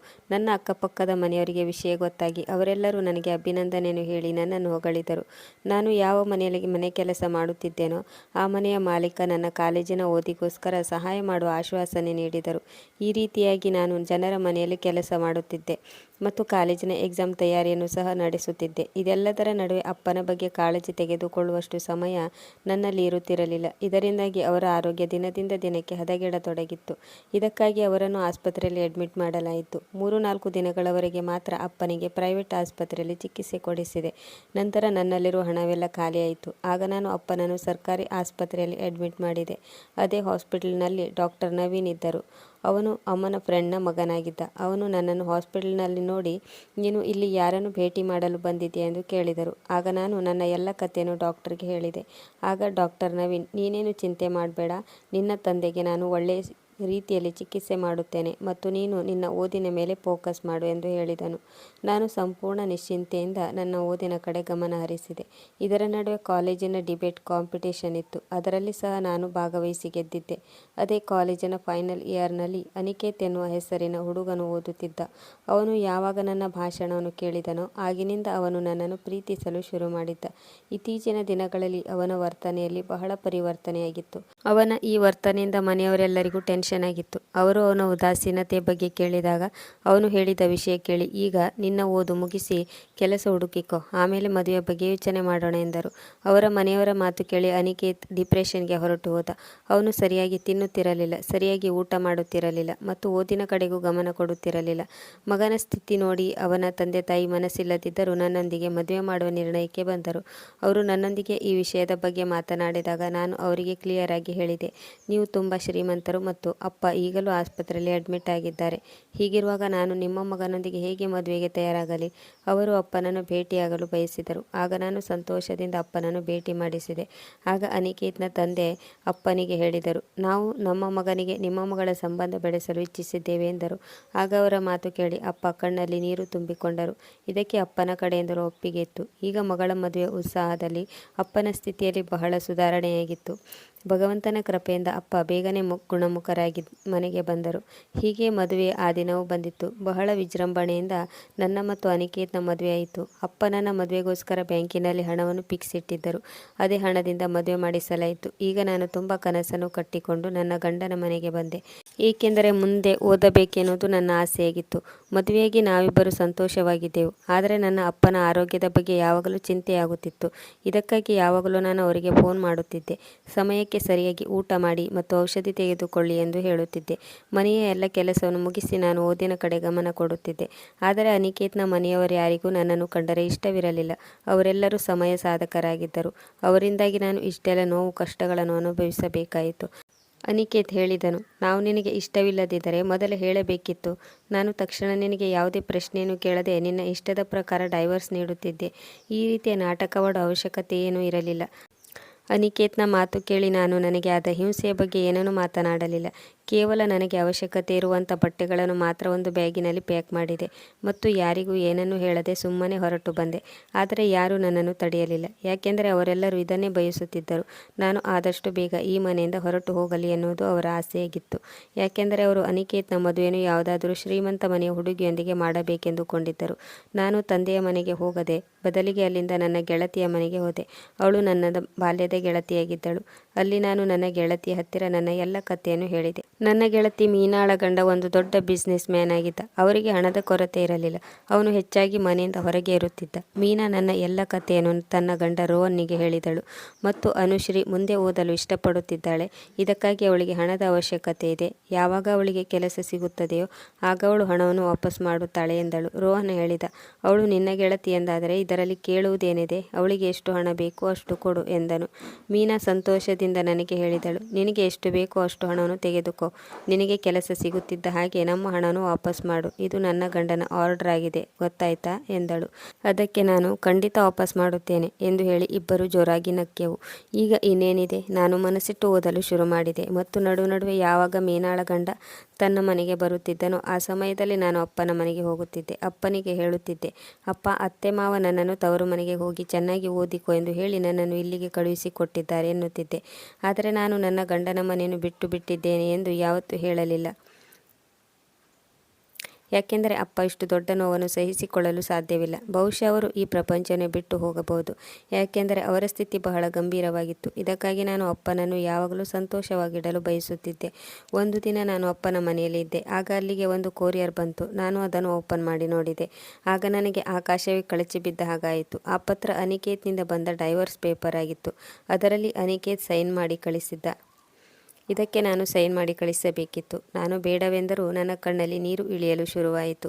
ನಾನು ಕಣ್ಣೀರು ಹಾಕುತ್ತಿರುವುದನ್ನು ಅಪ್ಪ ನೋಡಿದರು. ಅವರು ಆ ಕೊರಿಯರ್ ಬಗ್ಗೆ ಕೇಳಿದಾಗ ನಾನು, ಏನೂ ಇಲ್ಲ ಅಪ್ಪ, ಯಾವುದೇ ಇಂಪಾರ್ಟೆಂಟ್ ಪೇಪರ್ ಅಲ್ಲ ಎಂದು ಹೇಳಿದೆ. ಆ ದಿನ ಅಪ್ಪನಿಗೆ ಖುಷಿಯಿಂದ ಊಟ ಮಾಡಿಸಿದೆ ಮತ್ತು ನಾನು ಊಟ ಮಾಡದೆ ನನ್ನ ರೂಮಿಗೆ ಹೋಗಿ ಅಳಲು ಶುರು ಮಾಡಿದೆ. ಆಗ ಅಪ್ಪ ಕೇಳಿದರು, ಮಗ, ನೀನು ಯಾವುದಾದ್ರೂ ಪರೀಕ್ಷೆಯಲ್ಲಿ ಫೇಲ್ ಆಗಿದೆಯಾ ಎಂದು. ಹೌದು ಅಪ್ಪ, ನಾನು ನನ್ನ ಜೀವನದ ಬಹಳ ದೊಡ್ಡದಾದ ಪರೀಕ್ಷೆಯಲ್ಲಿ ಫೇಲ್ ಆಗಿದ್ದೇನೆ. ಹಾಗೆ ಹೇಳಿ ನಾನು ಅಪ್ಪನನ್ನು ಗಟ್ಟಿಯಾಗಿ ಹಿಡಿದುಕೊಂಡು ಬಿಕ್ಕಿ ಬಿಕ್ಕಿ ಅಳಲು ಶುರು ಮಾಡಿದೆ. ಆಗ ಅಪ್ಪ ನನ್ನ ತಲೆಯ ಮೇಲೆ ಕೈ ಆಡಿಸುತ್ತಾ ಹೇಳಿದರು, ಹೀಗೆ ಆಗಲು ಸಾಧ್ಯವೇ ಇಲ್ಲ. ನನ್ನ ಮಗಳು ಯಾವುದೇ ಪರೀಕ್ಷೆಯಲ್ಲಿ ಫೇಲ್ ಆಗಲು ಸಾಧ್ಯವೇ ಇಲ್ಲ. ಈ ಸಾರಿ ಫೇಲ್ ಆದರೆ ಏನಂತೆ, ಇನ್ನೊಂದು ಸಾರಿ ಪಾಸ್ ಆಗುವೆಯಂತೆ. ಎಲ್ಲಿಯವರೆಗೆ ನೀನು ಆ ಪರೀಕ್ಷೆಯಲ್ಲಿ ಪಾಸ್ ಆಗುವುದಿಲ್ಲವೋ ಅಲ್ಲಿಯವರೆಗೆ ನೀನು ನಿನ್ನ ಅತ್ತೆಯ ಮನೆಗೆ ಹೋಗಬೇಡ. ಅದಕ್ಕಾಗಿ ನೀನು ಇಷ್ಟೆಲ್ಲ ಅಳುತ್ತಿದ್ದೀಯಲ್ಲ. ನಾನು ನಿನ್ನ ಅತ್ತೆ ಮಾವಂದಿರೊಂದಿಗೆ ಮಾತನಾಡುತ್ತೇನೆ. ಅತ್ತೆ ಮಾವನ ಹೆಸರು ಕೇಳುತ್ತಿದ್ದ ಹಾಗೆ ನನಗೆ ಹೆದರಿಕೆಯಾಯಿತು. ಮತ್ತೆ ಹೇಳಿದೆ, ಇಲ್ಲ ಅಪ್ಪ, ನನ್ನ ಅತ್ತೆ ಮಾವ ಬಹಳ ಒಳ್ಳೆಯವರು. ಅಕಸ್ಮಾತ್ ನಾನು ಇಲ್ಲಿ 6 ತಿಂಗಳು ಇದ್ದರೂ ಸಹ ಅವರಿಗೆ ಯಾವುದೇ ತೊಂದರೆ ಇಲ್ಲ. ಯಾಕೆಂದರೆ ನಾನು ಅನಿಕೇತ್ ಹತ್ತಿರ ಮಾತನಾಡಿದ್ದೇನೆ. ಅವರು ಹೇಳಿದ್ದಾರೆ ಮಮ್ಮಿ ಪಪ್ಪನ ಹತ್ತಿರ ಮಾತನಾಡುತ್ತೇನೆ ಎಂದು. ಅಷ್ಟೇ ಅಲ್ಲ ಪಪ್ಪ, ನಿಮಗೆ ಗೊತ್ತೇ ಇದೆ, ಅವರಂತೂ ನನ್ನ ಮದುವೆಗೆ ಮುಂಚೆನೇ ಹೇಳಿದ್ರಲ್ವಾ ನಾನು ಮದುವೆ ನಂತರ ಓದಬಹುದು ಎಂದು. ಅದಕ್ಕಾಗಿ ಅವರು ಹೇಳಿದ ಮೇಲೆಯೇ ನಾನು ಇಲ್ಲಿಗೆ ಬಂದಿದ್ದೇನೆ. ಈಗ ನಾನು ಎಲ್ಲಿಯವರೆಗೆ ನನ್ನ ಪರೀಕ್ಷೆಯನ್ನು ಪಾಸು ಮಾಡುವುದಿಲ್ಲವೋ ಅಲ್ಲಿಯವರೆಗೆ ನಾನು ನನ್ನ ಅತ್ತೆಯ ಮನೆಗೆ ಹೋಗುವುದಿಲ್ಲ. ಅಪ್ಪನಿಗೂ ಸಹ ನನ್ನ ಮಾತನ್ನು ಕೇಳಿ ಸರಿ ಎನಿಸಿತು ಮತ್ತು ಅವರು ಸಹ ನನಗೆ ಸಮಾಧಾನ ಹೇಳಿ ನೀನು ಊಟ ಮಾಡಿ ಮಲಗಿಕೊ ಎಂದರು. ನಾನು ಸಹ ಸರಿ ಎಂದೆ. ನಾನು ಓದುವುದೇ ನನ್ನ ಮುಂದಿನ ಗುರಿ ಎಂದು ಅಂದುಕೊಂಡು ಮುಂದೆ ಸಾಗಿದೆ. ನಾನು ಯಾವಾಗಲೂ ಓದಿನಲ್ಲಿ ಮಗ್ನಳಾಗಿರುತ್ತಿದ್ದೆ. ಆ ಕಡೆ ಅನಿಕೇತ್ ಕೇವಲ ನನ್ನ ಬಗ್ಗೆ ಯೋಚನೆ ಮಾಡುತ್ತಿದ್ದ. ಅನು ಎಷ್ಟೊಂದು ಸ್ವಾರ್ಥಿ, ಅವಳು ಒಂದು ಸಾರಿಯೂ ನನ್ನ ಬಗ್ಗೆ ಯೋಚನೆ ಮಾಡಲಿಲ್ಲ ಎಂದುಕೊಳ್ಳುತ್ತಿದ್ದ. ಅವನಿಗೆ ಅವನ ಓದಿನ ಕಡೆ ಗಮನವಿರಲಿಲ್ಲ. ಅವನಿಗೆ ಯಾವುದೇ ಕೆಲಸದಲ್ಲೂ ಆಸಕ್ತಿ ಇರಲಿಲ್ಲ. ನಂತರ ಯಾರದೋ ಸಪೋರ್ಟ್ನ ಮೇಲೆ ಅವನ ತಂದೆ ಅವನನ್ನು ಕಲೆಕ್ಟರ್ ಆಫೀಸ್ನಲ್ಲಿ ಕ್ಲರ್ಕ್ ಪೋಸ್ಟ್ ನೌಕರಿ ಸಿಗುವ ಹಾಗೆ ಮಾಡಿದ್ದರು. 1 ವರ್ಷದ ನಂತರ ಅನಿಕೇತ್ನ ತಂಗಿಯನ್ನು ಒಂದು ಒಳ್ಳೆಯ ಮನೆತನದ ಹುಡುಗನ ಜೊತೆ ಮದುವೆ ಮಾಡಿಸಿದರು. ಆದರೆ ಅವಳ ಅತ್ತೆ ಯಾವಾಗಲೂ ಅವಳೊಂದಿಗೆ ಜಗಳ ಮಾಡುತ್ತಿದ್ದಳು ಮತ್ತು ತನ್ನ ಮಗನನ್ನು ಅವಳ ವಿರುದ್ಧವಾಗಿ ಯಾವಾಗಲೂ ಎತ್ತಿ ಕಟ್ಟುತ್ತಿದ್ದಳು. ಅದರಿಂದಾಗಿ ಅವನು ಯಾವಾಗಲೂ ಅವಳನ್ನು ಹೊಡೆಯುತ್ತಾ ಬಡಿಯುತ್ತಾ ಇರುತ್ತಿದ್ದ. ಮೊದಮೊದಲು ಅವಳು ಅದನ್ನೆಲ್ಲ ಸಹಿಸಿಕೊಂಡಿದ್ದಳು. ಆದರೆ ಯಾವಾಗಲೂ ಅವಳಿಗೆ ಅದೇ ರೀತಿಯ ಹಿಂಸೆಯನ್ನು ಕೊಡುತ್ತಿದ್ದರು. ಆಗ ಅವಳು ತನ್ನ ತವರು ಮನೆಗೆ ವಾಪಸ್ ಬಂದಳು. ಅನಿಕೇತ್ನಿಗೆ ಅನಿಸುತ್ತಿತ್ತು, ಇಲ್ಲಿ ಅನು ತಪ್ಪು ಮಾಡುತ್ತಿದ್ದಳು. ಅದಕ್ಕಾಗಿ ಅವಳೇ ಈ ಮನೆಯಿಂದ ಹೊರಟು ಹೋದಳು. ಆದರೆ ಆಶಾ ಬಹಳ ಒಳ್ಳೆಯ ಹುಡುಗಿ. ಅವಳು ಏನು ತಪ್ಪು ಮಾಡಲು ಸಾಧ್ಯವಿಲ್ಲ. ಅವಳು ಗಂಡನ ಮನೆಯಿಂದ ಇಲ್ಲಿಗೆ ಬರಬಾರದಿತ್ತು, ಅವರನ್ನು ಎದುರಿಸಬೇಕಿತ್ತು ಎಂದುಕೊಳ್ಳುತ್ತಿದ್ದ. ಮತ್ತು ತಂಗಿಯನ್ನು ನೋಡಲು ತಂಗಿಯ ರೂಮಿಗೆ ಹೋದಾಗ ಅಲ್ಲಿ ಅಮ್ಮ ಮತ್ತು ತಂಗಿಯ ಮಾತು ಕೇಳಿ ಅನಿಕೇತ್ಗೆ ಶಾಕ್ ಆಯಿತು. ಅನಿಕೇತ್ನ ಅಮ್ಮ ಹೇಳುತ್ತಿದ್ದಳು, ಹೌದು ಮಗಳೇ, ನೀನು ಇಲ್ಲಿಗೆ ಬಂದು ಒಳ್ಳೆಯದೇ ಆಯಿತು. ನನ್ನ ಹೂವಿನಂಥ ಮಗಳು ಏಟು ತಿನ್ನುವುದಕ್ಕೋಸ್ಕರ ಆ ದುಷ್ಟರ ಮನೆಯಲ್ಲಿರಬೇಕಾ? ನಾವು ಅನಿಕೇತ್ನಿಗೇನೋ ಮೂರ್ಖನನ್ನಾಗಿ ಮಾಡಿದೆವು. ಅನು ತನ್ನ ಕೈಯಿಂದಲೇ ತನ್ನ ಮುಖ ಮತ್ತು ಕೈಯನ್ನು ಪರಚಿಕೊಂಡಿದ್ದಾಳೆ ಮತ್ತು ನಮ್ಮ ಹೆಸರನ್ನು ಹಾಳು ಮಾಡುತ್ತಿದ್ದಾಳೆ ಎಂದು. ಆದರೆ ಯಾರಾದರೂ ಹೀಗೆ ಮಾಡುತ್ತಾರಾ ಎಂದು ಆ ಮೂರ್ಖ ಯೋಚನೆ ಮಾಡಬೇಕಿತ್ತಲ್ವಾ? ಏನೇ ಆಗಲಿ ಮಗಳೇ, ನಾವು ಅನುಗೆ ತೊಂದರೆ ಹೊಡಿತಾ ಇದ್ವಿ, ಬೈತಾ ಇದ್ವಿ. ಇದೇ ಥರ ನಿನ್ನ ಅತ್ತೆಯು ನಿನಗೆ ಹಿಂಸೆ ಕೊಡುತ್ತಿದ್ದಳು. ಇದರರ್ಥ ನಾವು ಮಾಡಿದ ಕರ್ಮ ನಮ್ಮನ್ನೇ ತಿನ್ನುತ್ತೆ ಎನ್ನುವುದು ಸರಿಯಾದ ಮಾತು. ಮಗಳೇ, ಒಂದೊಂದು ಸಾರಿ ನನಗೆ ಅನಿಸುತ್ತೆ ಅನುಗೆ ನಾವು ಸ್ವಲ್ಪ ಜಾಸ್ತಿನೇ ಟಾರ್ಚರ್ ಮಾಡಿದ್ದೇವೆ ಎಂದು. ಅದಕ್ಕೆ ಇರಬೇಕು, ನಿನ್ನ ಗತಿಯು ಹಾಗೆ ಆಯಿತು. ಆಗ ಆಶಾ ಹೇಳಿದ್ಲು, ನಿಧಾನವಾಗಿ ಹೇಳಮ್ಮ, ಎಲ್ಲಿಯಾದರೂ ಅಣ್ಣ ಕೇಳಿದರೆ ದೊಡ್ಡ ರಾಧಾಂತನೇ ಮಾಡ್ತಾನೆ. ಹೇಗೋ ಮಾಡಿ ಆ ಬಿಕಾರಿ ಹುಡುಗಿಯಿಂದ ಬಹಳ ಕಷ್ಟಪಟ್ಟು ಮುಕ್ತಿ ಪಡೆದಿದ್ದೇವೆ. ನಿನಗೆ ಅವಳನ್ನು ಪುನಃ ವಾಪಸ್ ಕರೆದುಕೊಂಡು ಬರಲು ಮನಸ್ಸಿದೆಯಾ ಎಂದು ಹೇಳುತ್ತಾ ಇಬ್ಬರು ತಮ್ಮ ತಮ್ಮ ಬಾಯನ್ನು ಮುಚ್ಚಿಕೊಂಡರು. ಈ ಕಡೆ ಅನಿಕೇತ್ನು ಎಲ್ಲ ಮಾತನ್ನು ಕೇಳಿಸಿಕೊಂಡಿದ್ದ. ಆದರೆ ಅವನು ಅಮ್ಮನಿಗಾಗಲಿ ತಂಗಿಗಾಗಲಿ ಏನೂ ಹೇಳಲಿಲ್ಲ. ಯಾಕೆಂದರೆ ಅವನು ಅವರ ಮಾತು ಕೇಳಿಯೇ ಡೈವರ್ಸ್ ಪೇಪರ್ ಕಳುಹಿಸಿದ್ದ. ಈಗ ಅದಕ್ಕಾಗಿ ಜಗಳ ಮಾಡಿ ಏನು ಪ್ರಯೋಜನ? ಈಗ ಅವನ ಜೀವನ ನಿರಾಶಾದಾಯಕವಾಗಿತ್ತು. ಅವನು ಯಾರೊಟ್ಟಿಗೂ ಮಾತನಾಡುತ್ತಿರಲಿಲ್ಲ ಮತ್ತು ಸರಿಯಾಗಿ ಊಟ ಮಾಡುತ್ತಿರಲಿಲ್ಲ. ಆದರೆ ಅವನು ಯಾವುದರಲ್ಲಿಯೂ ಆಸಕ್ತಿ ಇಲ್ಲದವನ ಹಾಗೆ ಇರುವುದು ಅವನ ಅಮ್ಮನಿಗಾಗಲಿ ಅಥವಾ ಅವನ ತಂಗಿಗಾಗಲಿ ಏನೂ ವ್ಯತ್ಯಾಸ ಆಗುತ್ತಿರಲಿಲ್ಲ. ಅವರಿಬ್ಬರು ತಾಯಿ ಮಗಳು ತಮ್ಮದೇ ಆದ ಲೋಕದಲ್ಲಿ ಎಂಜಾಯ್ ಮಾಡುತ್ತಿದ್ದರು. ಮತ್ತು ಆ ಕಡೆ ಅನಿಕೇತ್ನು ಅನುಶ್ರೀಯ ನೆನಪಿನಲ್ಲಿ ಮುಳುಗಿ ಜೀವಂತ ಹೆಣದ ಹಾಗೆ ಪ್ರತಿದಿನ ಆಫೀಸಿಗೆ ಹೋಗುತ್ತಿದ್ದ ಮತ್ತು ಆಫೀಸ್ ಕೆಲಸ ಮುಗಿಸಿ ಮನೆಗೆ ಬರುತ್ತಿದ್ದ ಮತ್ತು ಏನು ಸಿಗುತ್ತಿತ್ತೋ ಅದನ್ನು ತಿಂದು ಸುಮ್ಮನೆ ನಿದ್ದೆ ಮಾಡುತ್ತಿದ್ದ. ಯಾರ ಹತ್ತಿರವೂ ಯಾವ ವಿಷಯದ ಬಗ್ಗೆಯೂ ಏನೂ ಮಾತನಾಡುತ್ತಿರಲಿಲ್ಲ. ಈ ಕಡೆ ನಾನು ಹಗಲು ರಾತ್ರಿ ಓದಿನಲ್ಲಿ ಮುಳುಗಿರುತ್ತಿದ್ದೆ. ನನಗೆ ಊಟ ನಿದ್ದೆಯ ಬಗ್ಗೆಯೂ ಗಮನವಿರುತ್ತಿರಲಿಲ್ಲ. ನನ್ನದು ಕೇವಲ ಒಂದೇ ಗುರಿಯಾಗಿತ್ತು, ನಾನು ಓದಿ ದೊಡ್ಡ ಸರ್ಕಾರಿ ಆಫೀಸರ್ ಆಗಬೇಕಿತ್ತು. ಯಾವಾಗ ನಾನು ಮೊದಲ ಬಾರಿ ಪರೀಕ್ಷೆ ಬರೆದೆನೋ ಆಗ ನಾನು ಪಾಸಾಗಿರಲಿಲ್ಲ. ಆಗ ನಾನು ಎಲ್ಲಿ ತಪ್ಪು ಮಾಡಿದ್ದೇನೋ ಆ ಎಲ್ಲ ತಪ್ಪುಗಳನ್ನು ಸರಿಪಡಿಸಿಕೊಂಡೆ. ಎರಡನೇ ಸಾರಿ ಪರೀಕ್ಷೆ ಬರೆದಾಗ ಕೆಲವು ಅಂಕಗಳಿಂದ ಹಿಂದೆ ಇದ್ದೆ. ಆದರೆ ನಾನು ಸೋಲನ್ನು ಒಪ್ಪಿಕೊಳ್ಳಲಿಲ್ಲ. ನಂತರ ಮೂರನೇ ಸಲ ಪರೀಕ್ಷೆಯ ತಯಾರಿಯನ್ನು 2 ಪಟ್ಟು ಜಾಸ್ತಿ ಉತ್ಸಾಹದಿಂದ ಓದಿ ಪರೀಕ್ಷೆಯನ್ನು ಬರೆದೆ. ಈ ಸಾರಿ ಉತ್ತಮ ಅಂಕದಿಂದ ಉತ್ತೀರ್ಣಳಾದೆ. ನನ್ನ ಸಂತೋಷಕ್ಕೆ ಪಾರವೇ ಇರಲಿಲ್ಲ. ಈ ಸಂತೋಷದ ವಿಷಯವನ್ನು ಎಲ್ಲಕ್ಕಿಂತ ಮುಂಚೆ ಅಪ್ಪನಿಗೆ ಹೇಳಿದೆ. ನಂತರ ನನ್ನ ಗೆಳತಿ ಮೀನಾಳಿಗೆ ಹೇಳಿದೆ. ಮೀನಾಳಂತೂ ಈ ವಿಷಯ ಕೇಳಿ ತುಂಬ ಸಂತೋಷ ಪಟ್ಟುಕೊಂಡಳು. ಅವಳು ತಕ್ಷಣ ಈ ಸಂತೋಷದ ವಿಷಯವನ್ನು ತನ್ನ ಗಂಡನಿಗೆ ಹೇಳಿದಳು. ಅದಕ್ಕೆ ಅವನು ಹೇಳಿದ, ಅರೆ ಮೀನಾ, ಇದು ಬಹಳ ಸಂತೋಷದ ವಿಷಯ. ನಿನ್ನ ಗೆಳತಿಯಂತೂ ನಮ್ಮ ಸಂತೋಷದ ಕೀ ಆಗಿದ್ದಾಳೆ ಎಂದನು. ಅದಕ್ಕೆ ಮೀನಾ, ಅದು ಹೇಗೆ ಎಂದು ಕೇಳಿದಳು. ಆಗ ಅವನು ಹೇಳಿದ, ನೀನು ನಿನ್ನ ಗೆಳತಿಯ ಸಫಲತೆಯ ಸಂತೋಷದ ವಿಷಯವನ್ನು ಹೇಳುತ್ತಿದ್ದಂತೆ ಈ ಕಡೆ ನನಗೆ ಕೋಟಿ ರೂಪಾಯಿಯ ಪ್ರಾಜೆಕ್ಟ್ ಕೈಗೆ ಬಂತು. ಬಹಳ ದಿನದಿಂದ ಇದಕ್ಕೋಸ್ಕರ ನಾನು ಕಾಯುತ್ತಿದ್ದೆ. ಆದರೆ ಅದು ಇವತ್ತು ಈಗ ಕ್ಲಿಯರ್ ಆಯಿತು ಎಂದನು. ಮೀನಾ, ನೀನು ಒಂದು ಕೆಲಸ ಮಾಡು, ನಿನ್ನ ಗೆಳತಿಯನ್ನು ನಮ್ಮ ಮನೆಗೆ ಬಾ ಎಂದು ಹೇಳು. ಇಲ್ಲೇ ಎಲ್ಲರೂ ಸೇರಿ ಪಾರ್ಟಿ ಮಾಡಿ ಎಂಜಾಯ್ ಮಾಡೋಣ ಎಂದನು. ಆದರೆ ನಾನು ನನ್ನದೇ ಆದ ಲೋಕದಲ್ಲಿ ತುಂಬ ಸಂತೋಷವಾಗಿದ್ದೆ. ನನಗೆ ಅನಿಕೇತ್ನ ನೆನಪು ತುಂಬ ಬರುತ್ತಿತ್ತು. ಅಕಸ್ಮಾತ್ ಅನಿಕೇತ್ ಏನಾದರೂ ನನ್ನ ಜೊತೆಗಿದ್ದರೆ ಇಷ್ಟು ದೊಡ್ಡ ಸಂತೋಷದ ವಿಷಯವನ್ನು ನಾನು ಎಲ್ಲರಿಗಿಂತ ಮುಂಚೆ ಅವನಿಗೆ ಹೇಳುತ್ತಿದ್ದೆ ಎಂದು ಯೋಚಿಸುವಾಗ ನನ್ನ ಕಣ್ಣು ಒದ್ದೆಯಾಯಿತು. ಆಗ ಮೀನಾಳ ಫೋನ್ ಬಂತು. ಅವಳು ಹೇಳಿದಳು, ಹಲೋ ಅನು ಅಂಕಲ್ ಮತ್ತು ನೀನು ತಕ್ಷಣ ನಮ್ಮ ಮನೆಗೆ ಬನ್ನಿ, ಒಂದು ದೊಡ್ಡ ಸರ್ಪ್ರೈಸ್ ಇದೆ ಎಂದಳು. ಆದರೆ ನನಗೆ ಸ್ವಲ್ಪವೂ ಇಷ್ಟವಿರಲಿಲ್ಲ. ಆದರೆ ನಾನು ನನ್ನ ಗೆಳತಿಯ ಮಾತನ್ನು ತಳ್ಳಿ ಹಾಕಲು ಸಹ ಸಾಧ್ಯವಿರಲಿಲ್ಲ. ಯಾಕೆಂದರೆ ಅವಳೇ ನನ್ನ ಕಷ್ಟದ ಸಮಯದಲ್ಲಿ ಆಸರೆಯಾಗಿದ್ದಳು. ಅದಕ್ಕಾಗಿ ಮನಸ್ಸಿಲ್ಲದಿದ್ದರೂ ಸಹ ನಾನು ಹೋಗಲೇಬೇಕಾಗಿತ್ತು. ನಾನು ಅಪ್ಪನ ಜೊತೆಗೆ ಚೆನ್ನಾಗಿ ರೆಡಿಯಾಗಿ ಮೀನಾಳ ಮನೆಗೆ ಹೊರಟೆ. ಮೀನಾಳ ಮನೆ ತಲುಪುತ್ತಿದ್ದಂತೆ ಅವಳ ಗಂಡ ರೋಹನ್ ಸಹ ಮನೆಯಲ್ಲೇ ಇದ್ದ. ಅವನು ನನ್ನನ್ನು ನೋಡುತ್ತಲೇ ಇದ್ದ. ಅವನು ಮನಸ್ಸಿನಲ್ಲೇ ಯೋಚಿಸುತ್ತಿದ್ದ, ಇಷ್ಟು ಟ್ಯಾಲೆಂಟ್ ಇರುವ ಹುಡುಗಿಯನ್ನು ಮತ್ತು ಇಷ್ಟು ಸ್ಮಾರ್ಟ್ ಇರುವ ಹುಡುಗಿಯನ್ನು ಹೀಗೆ ಬೀದಿ ಸುತ್ತುವ ಹಾಗೆ ಮಾಡಿದ್ದಾರಲ್ಲ, ಅವರು ಯಾರೋ ಮೂರ್ಖ ಮತ್ತು ನಸೀಬದಲ್ಲಿ ಇಲ್ಲದಿರುವವರೇ ಆಗಿರಬೇಕು ಎಂದು. ಆಗ ಮೀನಾ ಅವನನ್ನು ಕೈಯಿಂದ ತಟ್ಟಿ, ಯಾವ ಯೋಚನೆಯಲ್ಲಿ ಮುಳುಗಿ ಹೋಗಿದ್ದೀರಾ ಸಾಹೇಬ್ರೆ? ನನ್ನ ಗೆಳತಿಯನ್ನು ಮೊದಲ ಬಾರಿ ನೋಡಿ ದಂಗು ಬಡಿದವರ ಹಾಗೆ ಆಗಿದ್ದೀರಾ ಎಂದಳು. ಅದಕ್ಕೆ ಅವನು, ಅರೆ ಹುಚ್ಚಿ, ಏನು ಮಾತನಾಡ್ತಾ ಇದ್ದೀಯಾ? ಅಂಕಲ್ ಸಹ ಜೊತೆಗೆ ಇದ್ದಾರೆ, ಸ್ವಲ್ಪ ಆದರೂ ಮರ್ಯಾದೆ ಇರಲಿ ಎಂದನು. ಅದಕ್ಕೆ ಮೀನಾ, ತಮಾಷೆ ಮಾಡಿದೆ, ನೀವಂತೂ ತುಂಬ ಸೀರಿಯಸ್ ಆಗ್ತೀರಾ ಎಂದು ಹೇಳಿದಳು. ಆಗ ಎಲ್ಲರೂ ಜೋರಾಗಿ ನಕ್ಕರು. ಆಗ ನಾನು ಹೇಳಿದೆ, ಹಾಂ, ಈಗ ಹೇಳು ಮೀನಾ, ನೀನು ನಮ್ಮನ್ನು ಇಲ್ಲಿಗೆ ಯಾಕೆ ಕರೆದಿದ್ದೀಯಾ? ಆಗ ಮೀನಾ ಹೇಳಿದಳು, ಸ್ವಲ್ಪ ಹೊತ್ತು ಕುಳಿತುಕೋ, ಇಷ್ಟು ಯಾಕೆ ಅರ್ಜೆಂಟ್ ಮಾಡ್ತೀರಾ ಕಲೆಕ್ಟ್ ಸಾಹೇಬರೇ ಎಂದಳು. ಆಗ ಎಲ್ಲರೂ ಹಾಲ್ಗೆ ಹೋದೆವು. ಹಾಲನ್ನು ಮದುಮಗಳ ಹಾಗೆ ಶೃಂಗಾರ ಮಾಡಿದ್ದರು ಮತ್ತು ದೊಡ್ಡ ದೊಡ್ಡ 2 ಕೇಕ್ಗಳನ್ನು ಸಹ ಇಟ್ಟಿದ್ದರು. ಊಟದ ಪರಿಮಳವಂತೂ ಮನೆ ಒಳಗೆಲ್ಲ ತುಂಬಿಕೊಂಡಿತ್ತು. ಇದೆಲ್ಲ ಕೆಲಸವನ್ನು ಅವರ ಮನೆ ಕೆಲಸದವರು ಮಾಡುತ್ತಿದ್ದರು. ನಾನು ಆಶ್ಚರ್ಯದಿಂದ ಕೇಳಿದೆ, ಇದೆಲ್ಲ ಏನು ಮೀನಾ? ಅದಕ್ಕೆ ಮೀನಾ ಹೇಳಿದಳು, ಮನಸ್ಸನ್ನು ಗಟ್ಟಿಯಾಗಿ ಹಿಡಿದುಕೊಂಡು ಕುಳಿತುಕೋ, ಈಗಲೇ ಗೊತ್ತಾಗುತ್ತೆ ಇಷ್ಟೆಲ್ಲ ಯಾರಿಗೋಸ್ಕರ ಮತ್ತು ಯಾಕೆ ಎಂದು. ಆಗ ಅಲ್ಲಿಗೆ ರೋಹನ್ ಬಂದು ಹೇಳಿದ, ಸ್ನೇಹಿತರೆ, ನಿಮಗೆ ಗೊತ್ತೇ ಇದೆ, ಅನುಶ್ರೀ ಮೇಡಮ್ ಅವರು ಈಗ UPSCಯಲ್ಲಿ ಪಾಸ್ ಆಗಿದ್ದಾರೆ. ಹಾಗೆ ನನಗೂ ಸಹ ಬಹಳ ದಿನದಿಂದ ಕೆಲಸ ಆಗದೆ ಉಳಿದುಕೊಂಡಿದ್ದ ಕೋಟಿ ರೂಪಾಯಿಯ ಪ್ರಾಜೆಕ್ಟ್ ಇವತ್ತು ಸಿಕ್ಕಿದೆ. ಇದಕ್ಕಾಗಿ ನಮ್ಮೆಲ್ಲರ ಸಂತೋಷ 2 ರಿಂದ 4 ಪಟ್ಟು ಜಾಸ್ತಿಯಾಗಿದೆ. ಇದಕ್ಕಾಗಿ ಈ ಚಿಕ್ಕದಾದ ಪಾರ್ಟಿಯನ್ನು ನಾವಿಬ್ಬರು ಗಂಡ ಹೆಂಡತಿ ನಮ್ಮವರೊಟ್ಟಿಗೆ ಸೇರಿ ಸ್ವಲ್ಪ ಸಮಯ ಕಳೆಯೋಣ ಎಂದು ಇಷ್ಟಪಟ್ಟಿದ್ದೇವೆ. ಇಷ್ಟು ದೊಡ್ಡ ಯಶಸ್ಸು ಸಿಕ್ಕಿದ ಮೇಲೆ ನಾನು ಈ ಪಾರ್ಟಿ ನನ್ನ ಗೆಳೆಯರೊಂದಿಗೆ ಸಹ ಮಾಡಬಹುದಿತ್ತು. ಆದರೆ ಅನುಶ್ರೀಯ ಸಂತೋಷದೊಟ್ಟಿಗೆ ನಾವು ಸೇರೋಣವೆಂದು ಈ ಪಾರ್ಟಿಯನ್ನು ಮನೆಯಲ್ಲಿ ಇಟ್ಟುಕೊಂಡಿದ್ದೇವೆ. ಅವನು ಹೀಗೆ ಹೇಳುತ್ತಿದ್ದಂತೆ ಮನೆಯ ತುಂಬ ಚಪ್ಪಾಳೆಯ ಶಬ್ದ ಕೇಳಿಸುತ್ತಿತ್ತು. ಅಪ್ಪ ರೋಹನ್ಗೆ ಆಶೀರ್ವಾದ ಮಾಡಿದರು ಮತ್ತು ಹೇಳಿದರು, ಮಗ, ನೀನು ನನ್ನ ಮಗನಲ್ಲದಿದ್ದರೂ ಮಗನ ಜಾಗವನ್ನು ಪೂರ್ತಿ ಮಾಡಿದ್ಯಾ. ನನ್ನ ಮಗಳಿಗೆ ತುಂಬ ಸಹಾಯ ಮಾಡಿದ್ಯಾ. ಅದಕ್ಕಾಗಿ ನೀನು ಇವತ್ತಿನಿಂದ ನನ್ನ ಮಗ ಎಂದರು. ಆಗ ರೋಹನ್ ಅವರ ಕಾಲು ಮುಟ್ಟಿ ನಮಸ್ಕಾರ ಮಾಡಿ ತಂದೆಯ ಗೌರವವನ್ನು ನೀಡಿದನು ಮತ್ತು ನನ್ನ ತಲೆಯ ಮೇಲೆ ಕೈಯಾಡಿಸಿ ಹೇಳಿದ, ಈಗ ನಿನಗೆ ಯಾವುದೇ ರೀತಿಯ ಚಿಂತೆ ಮಾಡುವ ಅವಶ್ಯಕತೆ ಇಲ್ಲ ತಂಗಿ. ಈಗ ನಿನ್ನ ಅಣ್ಣ ನಿನ್ನ ಪ್ರತಿಯೊಂದು ಕಷ್ಟದಲ್ಲೂ ಸಹಾಯ ಮಾಡುತ್ತಾನೆ ಎಂದನು. ಈಗ ನಾನು ಜಿಲ್ಲಾ ಕಲೆಕ್ಟರ್ ಆಗಿ ನನ್ನ ಹುದ್ದೆಯನ್ನು ಅಲಂಕರಿಸಿದೆ. ನಾನು ನನ್ನ ಇಂಟರ್ವ್ಯೂನಲ್ಲಿ ಎಲ್ಲ ವಿಷಯವನ್ನು ಹೇಳಿದ್ದೆ. ನನ್ನ ಅತ್ತೆಯ ಮನೆಯವರು ನನ್ನನ್ನು ಮನೆಯಿಂದ ಹೊರಗೆ ಹಾಕಿದ ಮತ್ತು ನನ್ನ ಗಂಡ ಡೈವರ್ಸ್ ಪೇಪರನ್ನು ಕಳಿಸಿದ್ದ ಎನ್ನುವುದನ್ನು. ಅಪ್ಪ ಟಿವಿಯಲ್ಲಿ ಇದೆಲ್ಲವನ್ನು ನೋಡಿದರು. ಆಗ ಅವರಿಗೆ ಗೊತ್ತಾಯಿತು ತನ್ನ ಮಗಳ ಜೀವನದಲ್ಲಿ ಏನೇನಾಗಿದೆ ಎಂದು. ಅವರ ಕಣ್ಣಿಂದ ಇಳಿಯುವ ಕಣ್ಣೀರು ನಿಲ್ಲುವ ಹಾಗೆ ಕಾಣಿಸುತ್ತಿರಲಿಲ್ಲ. ನೋವನ್ನು ಸಹಿಸಿಕೊಳ್ಳಲಾಗದೆ ಅವರು ಪ್ರಜ್ಞೆ ತಪ್ಪಿ ಬಿದ್ದರು. ಟಿವಿ ಚಾನೆಲ್ನವರು ಇಂಟರ್ವ್ಯೂಗಾಗಿ ನಮ್ಮ ಮನೆಯನ್ನು ತಲುಪಿದ್ದರು. ನಾನು ಆಫೀಸ್ನಲ್ಲಿದ್ದೆ. ಆಗ ಮೀನಾಳಿಗೆ ಅನಿಸಿತ್ತು ಅಂಕಲ್ ಒಬ್ಬರೇ ಇರಬಹುದು ಎಂದು. ಅಕಸ್ಮಾತ್ ಅನು ಇಲ್ಲದ ಸಮಯದಲ್ಲಿ ಅವರಿಂದ ಯಾವುದಾದರೂ ಇಂಟರ್ವ್ಯೂ ತೆಗೆದುಕೊಳ್ಳಲು ಬಂದರೆ ಅಂಕಲ್ ಹೆದರಿಕೊಳ್ಳಬಹುದು ಎಂದು ಅವಳು ನಮ್ಮ ಮನೆಗೆ ಹೋಗಿದ್ದಳು. ನೋಡಿದರೆ ಮೀಡಿಯಾ ಜನರು ಮನೆಯ ತುಂಬ ತುಂಬಿಕೊಂಡಿದ್ದರು ಮತ್ತು ಅಪ್ಪ ಒಳಗಡೆ ಪ್ರಜ್ಞೆ ತಪ್ಪಿ ಬಿದ್ದಿದ್ದರು. ಅವಳು ಯಾವಾಗ ಅವರ ಸ್ಥಿತಿಯನ್ನು ನೋಡಿದಳೋ ಅವಳಿಗೆ ಸ್ವಲ್ಪ ಭಯವಾದರೂ ಅವಳು ಧೈರ್ಯದಿಂದ ಎಲ್ಲವನ್ನು ಎದುರಿಸಿದಳು. ಅಪ್ಪನ ಕಾಟ್ ಹತ್ತಿರ ಡಾಕ್ಟರ್ ಫೈಲ್ ಇತ್ತು. ಅದರಲ್ಲಿ ಡಾಕ್ಟರ್ ನಂಬರ್ ಬರೆದಿತ್ತು. ಅವಳು ತಕ್ಷಣ ಡಾಕ್ಟರ್ಗೆ ಫೋನ್ ಮಾಡಿದಳು ಮತ್ತು ಅಪ್ಪನ ಆರೋಗ್ಯದ ಬಗ್ಗೆ ಹೇಳಿದಳು. ಡಾಕ್ಟರ್ ತಕ್ಷಣ ಏನೇನು ಮಾಡಬೇಕು, ಯಾವ ರೀತಿ ಮಾಡಬೇಕು ಎಂದು ಹೇಳಿದರು. ಹಾಗೆ ಅವಳು ಮಾಡಿದಳು. ನಂತರ ಸ್ವಲ್ಪ ಹೊತ್ತಿನಲ್ಲಿ ಅಪ್ಪನಿಗೆ ಪ್ರಜ್ಞೆ ಬಂದಿತ್ತು. ಎದ್ದು ನೋಡುತ್ತಾರೆ, ನನ್ನ ಜಾಗದಲ್ಲಿ ಮೀನಾ ಇದ್ದಳು.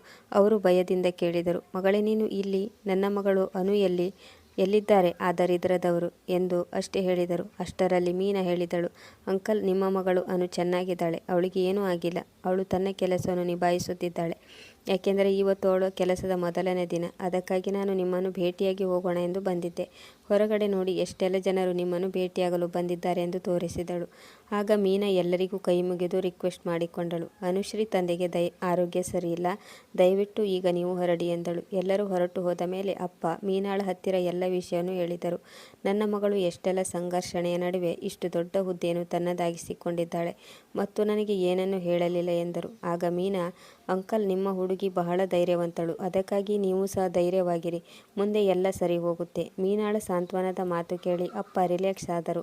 ಅವರು ಅವಳಿಗೆ ಆಶೀರ್ವಾದ ಮಾಡಿದರು. ಅಷ್ಟು ಹೊತ್ತಿಗೆ ನಾನು ಮನೆಗೆ ಬಂದೆ. ಮೀನಾಳನ್ನು ಮನೆಯಲ್ಲಿ ನೋಡಿ ನನಗೆ ತುಂಬ ಆಶ್ಚರ್ಯವಾಯಿತು ಮತ್ತು ಕೇಳಿದೆ, ಏನಾಯಿತು ಮೀನಾ, ಎಲ್ಲ ಸರಿಯಾಗಿದೆ ತಾನೇ?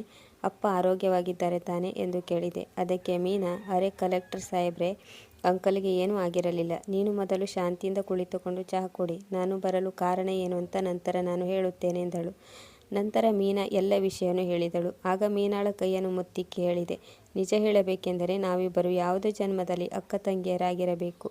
ಅದಕ್ಕಾಗಿ ನಾವಿಬ್ಬರು ಒಬ್ಬರಿಗೊಬ್ಬರು ಎಲ್ಲ ಸಮಯದಲ್ಲೂ ಜೊತೆಯಾಗಿರುತ್ತೇವೆ ಎಂದೆ. ಮಾರನೇ ದಿನ ನಾನು ನನ್ನ ಕೆಲಸದಲ್ಲಿ ಮಗ್ನಳಾಗಿದ್ದೆ. ನಾನು ಪ್ರತಿಯೊಂದು ಕೆಲಸವನ್ನು ಬಹಳ ಆಳದವರೆಗೆ ಹೋಗಿ ನೋಡುತ್ತಿದ್ದೆ. ಯಾಕೆಂದರೆ ಮುಂದೆ ಏನೂ ತೊಂದರೆ ಆಗಬಾರದೆಂದು. ಅದೇ ಸಮಯಕ್ಕೆ ಸರಿಯಾಗಿ ನನ್ನ ಕ್ಯಾಬಿನ್ನಲ್ಲಿ ಒಬ್ಬ ಕ್ಲರ್ಕ್ ಬಂದ. ಕೆಲವೊಂದು ಫೈಲಿಗೆ ನಾನು ಸೈನ್ ಮಾಡಿಸಬೇಕಾಗಿತ್ತು. ಅದಕ್ಕಾಗಿ ಅವನು ತನ್ನ ತಲೆಯನ್ನು ತಗ್ಗಿಸಿ ಒಳಗಡೆ ಬರಲು ಪರ್ಮಿಷನ್ ಕೇಳುತ್ತಿದ್ದ. ಅವನನ್ನು ನೋಡುತ್ತಲೇ ನನಗೆ ಆಶ್ಚರ್ಯವಾಯಿತು. ನಾನು ಅವನನ್ನು ಕೇಳಿದೆ, ಅನಿಕೇತ್, ನೀನು ಇಲ್ಲಿ ಕೆಲಸ ಮಾಡುತ್ತೀಯಾ? ನನಗಂತೂ ನಂಬಲೇ ಸಾಧ್ಯವಾಗುತ್ತಿಲ್ಲ. ನಿನ್ನ ಅಷ್ಟೊಂದು ದೊಡ್ಡ ಶ್ರೀಮಂತ ತಂದೆ ತಾಯಿ ನಿನಗೆ ಇಂತಹ ಕ್ಲರ್ಕ್ ಕೆಲಸ ಮಾಡಲು ಒಪ್ಪಿಗೆ ನೀಡಿದ್ದಾರಾ? ನೀನಂತೂ ಓದುವ ಸಲುವಾಗಿ ಬೇರೆ ಸಿಟಿಗೆ ಹೋಗಿದ್ದೆ ಅಲ್ವಾ? ಏನಾಯಿತು ನಿನ್ನ ಓದು? ನೀನು ಇಲ್ಲಿ ಇಂಥ ಮಾಮೂಲಿ ಕ್ಲರ್ಕ್ ನೌಕರಿಯನ್ನು ಮಾಡುತ್ತಿದ್ದೀಯಲ್ಲ? ಆದರೆ ಅನಿಕೇತ್ ಏನೂ ಹೇಳಲಿಲ್ಲ. ಕೇವಲ ಅವನ ಕಣ್ಣಿಂದ ನೀರು ಬಂತು. ನಾನು ಆ ಫೈಲ್ಗಳನ್ನೆಲ್ಲ ಚೆಕ್ ಮಾಡಿ ನಂತರ ಅದರ ಮೇಲೆ ಸೈನ್ ಮಾಡಿ ಅನಿಕೇತ್ನಿಗೆ ನೀಡಿದೆ. ಅದೇ ಸಮಯದಲ್ಲಿ ಅಲ್ಲಿಗೆ ಒಬ್ಬರು ಕ್ಲೈಂಟ್ ಬಂದರು. ಅವರು ಇಲ್ಲಿ ನನಗಿಂತ ಮೊದಲು ಇದ್ದ ಕಲೆಕ್ಟರಿಗೆ ಹಣ ಕೊಟ್ಟು ಅವರಿಂದ ಎಲ್ಲ ಕೆಲಸ ಮಾಡಿಕೊಳ್ಳಲು ಪೇಪರ್ನಲ್ಲಿ ಸೈನ್ ಮಾಡಿಸಿಕೊಳ್ಳುತ್ತಿದ್ದರು ಮತ್ತು ತಮ್ಮ ಮನಸ್ಸಿಗೆ ಬಂದ ಹಾಗೆ ಅದರ ದುರುಪಯೋಗ ಮಾಡಿಕೊಳ್ಳುತ್ತಿದ್ದರು. ಅದೇ ಥರ ನನ್ನಿಂದ ಸೈನ್ ಮಾಡಿಸಿಕೊಳ್ಳಲು ಬಂದಿದ್ದರು. ಆದರೆ ನಾನು ಸೈನ್ ಮಾಡಲು ಕ್ಲಿಯರ್ ಆಗಿ ನಿರಾಕರಿಸಿದೆ. ಆ ಕ್ಲೈಂಟ್ ಭಾಳ ಶ್ರೀಮಂತನಾಗಿದ್ದ. ಅವನು ನನಗೆ ಜಾಸ್ತಿ ಏನು ಹೇಳಲಿಲ್ಲ. ಆದರೆ ಅವನು ಕ್ಯಾಬಿನಿಂದ ಹೊರ ಹೋಗುತ್ತಿದ್ದಂತೆ ಸ್ಟಾಫ್ನವರ ಎದುರಿಗೆ ನನಗೆ ಬಾಯಿಗೆ ಬಂದ ಹಾಗೆ ಕೆಟ್ಟದಾಗಿ ಬೈಯುತ್ತಾ ಹೊರಹೋದ. ಅವನು ಹೋದ ಮೇಲೆ ಸ್ಟಾಫ್ ಎಲ್ಲ ತಮ್ಮಲ್ಲಿ ಪಿಸು ಪಿಸು ಮಾತನಾಡಲು ಶುರು ಮಾಡಿದರು. ಅರೆ, ಈ ಮೇಡಮ್ ಬಂದು 1 ತಿಂಗಳು ಆಗಿಲ್ಲ, ಆಗಲೇ ಲಂಚದ ಮಾತು ಆಡುತ್ತಾಳೆ. ನಮ್ಮ ಎದುರಿಗೆ ಹೇಗೆ ನಡೆದುಕೊಳ್ಳುತ್ತಾಳೆ ಎಂದರೆ ಅವಳಷ್ಟು ನಿಷ್ಠಾವಂತ ಮನುಷ್ಯರು ಈ ಪ್ರಪಂಚದಲ್ಲಿ ಬೇರೆ ಯಾರೂ ಇಲ್ಲ. ಇದಕ್ಕೆ ಹೇಳುತ್ತಾರೆ ಅಗೆದು ತಿನ್ನಲು 1 ಹಲ್ಲು ಮತ್ತು ತೋರಿಸಿಕೊಳ್ಳಲು ಇನ್ನೊಂದು ಹಲ್ಲು ಎನ್ನುತ್ತಿದ್ದರು. ಅನಿಕೇತ್ನಿಗೆ ಅದನ್ನು ಸಹಿಸಿಕೊಳ್ಳಲು ಆಗಲಿಲ್ಲ. ಅವನು ತಕ್ಷಣ ಅದೇ ಕ್ಲೈಂಟ್ನ ಕಾಲರ್ ಹಿಡಿದು ಮತ್ತು ಎಷ್ಟು ಹೊಡೆದನೆಂದರೆ ಅವನ ಮೂಗು ಮತ್ತು ಬಾಯಿಂದ ರಕ್ತ ಬರಲು ಶುರುವಾಯಿತು.